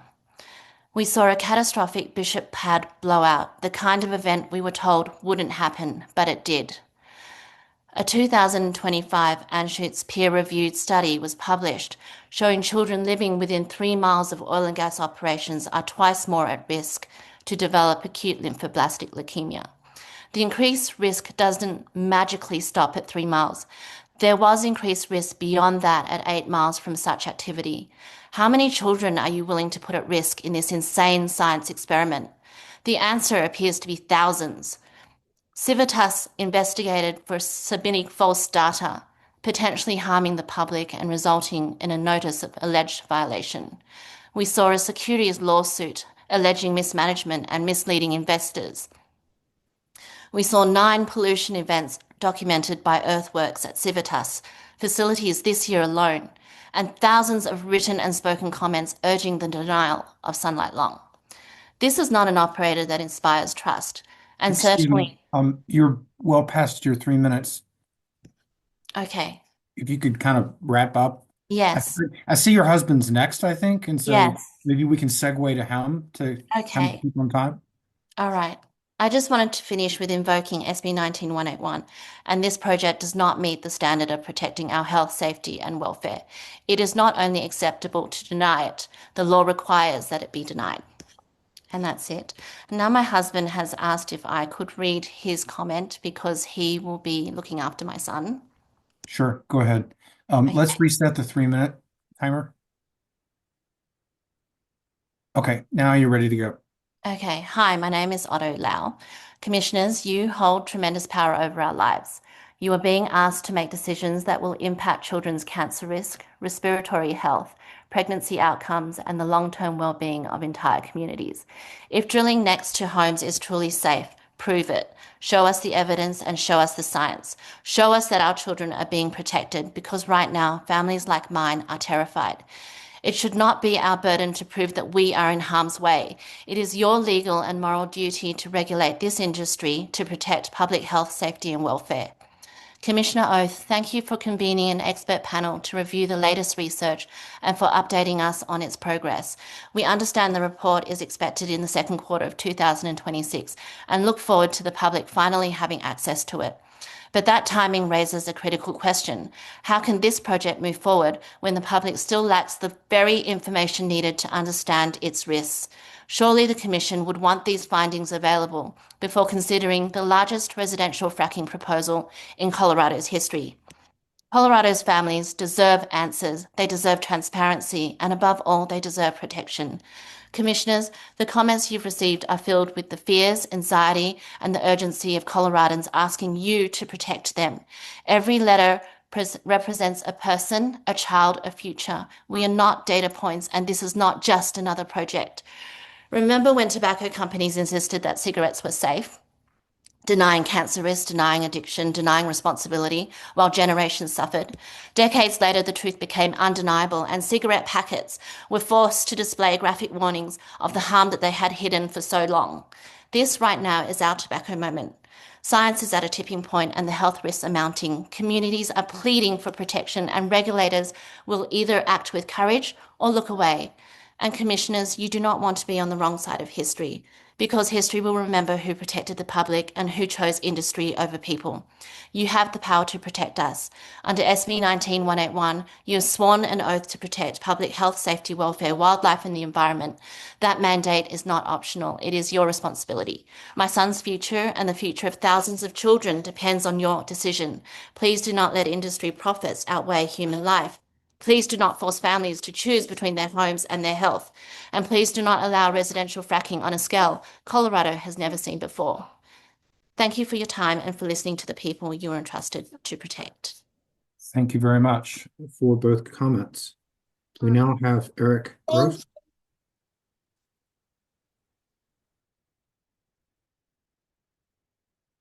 Audio, there we go. Hi, committee. Since everyone else has already shared copious facts and concerns, I want to dive right into some questions about your implied intent to approve the Sunlight Lawn Plan. First question, who do you work for? Next, can I come frack in your backyard? What about your front yard? How about next to your kid's school? I mean, I think I could get really rich. So don't worry if you can't afford to move. You can just breathe the air, drink the water, and get the cancer. It'll be fine, I'm sure. If your kids get sick, I mean, who cares anyway? I told you I'm gonna be rich. I'm not gonna pay for your health care either. I mean, come on, this is America. Come on. You're on your own. You're on your own. If you want to find me, I'll be on my yacht or maybe at my my private compound. Feel free to try to enter. Who do you work for? When this natural gas, which is just a fossil fuel industry term for methane, ends up powering AI data centers that billionaire fascists want to build in Colorado, including on federal land, so that they can help process more data to kidnap more Americans and police our speech and freedoms, can we put those AI data centers in your backyard too? I've heard they're very safe, very clean. No laws being broken at all. Don't worry about the noise or pollution because ICE is on its way to your house to kidnap you anyway. And it's probably quieter on a dead planet, so I don't really know what we're all complaining about. So who do you work for? If you don't want me to frack in your yard, okay. what about when my kid gets asthma or other health issues caused by your approval of this project? Can I send you the bill?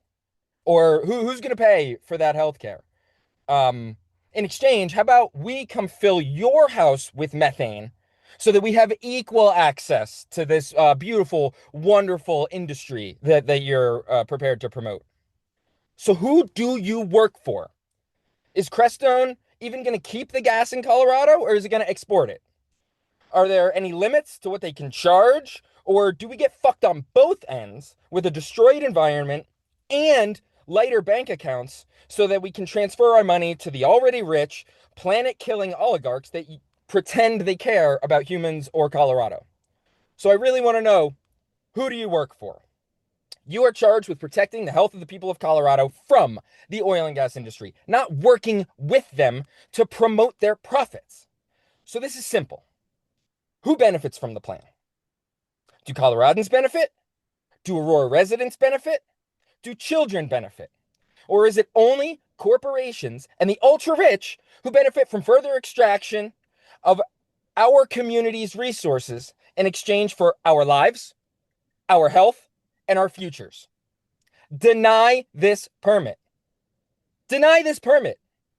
Deny this permit if you work for the people of Colorado. In closing, eat the rich. Thank you, Mr. Gross. We now will hear from Sue Ebersparker. Sorry, Mr. Chair, we've not been able to get Sue or Sakawat Hussein, our last two speakers, to accept our invitations to become panelists. If either of them would like to speak, I ask that they do raise their hand. Otherwise, they are the final two speakers that have signed up for public comment today. Okay, I Ms. do see one. Eversberger and Mr. Hussein, if you desire to speak, now is the chance to raise your hand and we'll get you up on the panel here.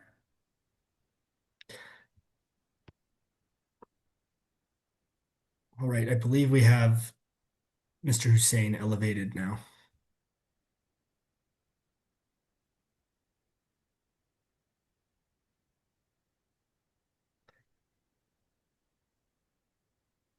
Mr. Hussein, if you want to unmute, we're ready to hear from you. Okay. Here. Oh, your audio's done. Your audio's done. It's in your hearing aids. Okay.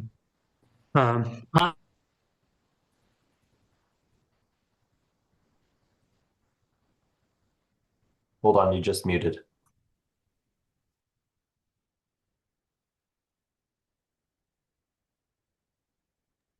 Mr. Hussein, you've muted again accidentally.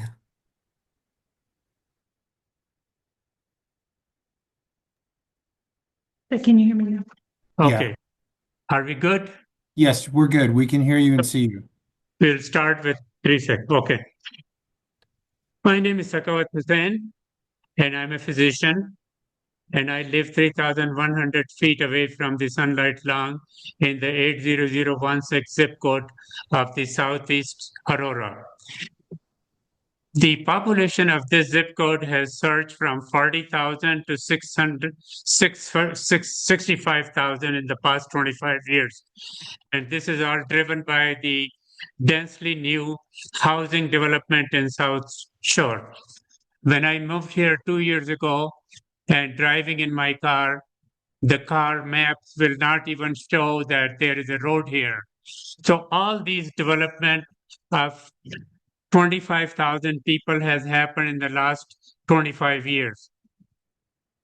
The proposed well, which is a mega pad, will sit in this community, and it will become a nidus of exposing thousands of children, pregnant women, and elderly to significant health and safety risk. Decisions must reflect these facts of today's population realities and not assumptions from the decades ago. Even a low probability blowout like the one happened in Galton or wildfire could result in catastrophic loss of life. The Sunlight Lawn, combined with the other operations in the Lowry Ranch Cap, would add to the cumulative health burden on an already overexposed population. The SB 19181 requires the protection of public health, safety, and welfare. This is not a discretionary thing. It is your statutory duty. My wife and I moved here 2 years ago to help with our grandchildren. My daughter came to Colorado a few years earlier and had a mild asthma. Today, she needs 2 injections every month just to breathe in our already polluted air. My grandson was born with a congenital disorder called MHE and required multiple surgeries. He has 22 bone tumors. When he was told this time he need fourth surgery, he said, I was shocked, but at least it's not cancer. No child should ever have to say those words.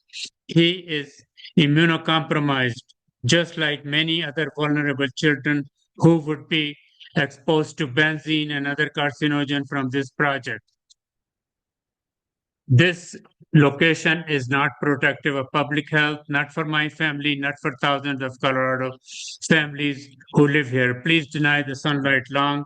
And at the end, I would quote C.S. Lewis that commissioners, you can't go back and change the beginning, but you can start where you are and change the ending. Please protect us. Thank you. Thank you very much for presenting to us today. Did we find Ms. Eppersbucker? We were unable to get Ms. Ebersberger to accept our invitation to be a panelist. Okay. All right. Well, commissioners, that concludes the public comment portion of the docket 241200. No, sorry, that's the wrong one. No, that's right. 2412000313. And so that concludes the business for today. We are going to adjourn and we return tomorrow morning at 10:30 for the presentations from the applicant and the other folks that are parties to this docket. So with that, I suppose I would move to adjourn until 10:30 a.m. tomorrow morning. Second. Any further discussion? All right, seeing none. Thanks everybody for presenting today. All those in favor of the motion signify by saying aye. Aye. Aye. Any opposed? All right, we'll see you tomorrow, folks. Thanks.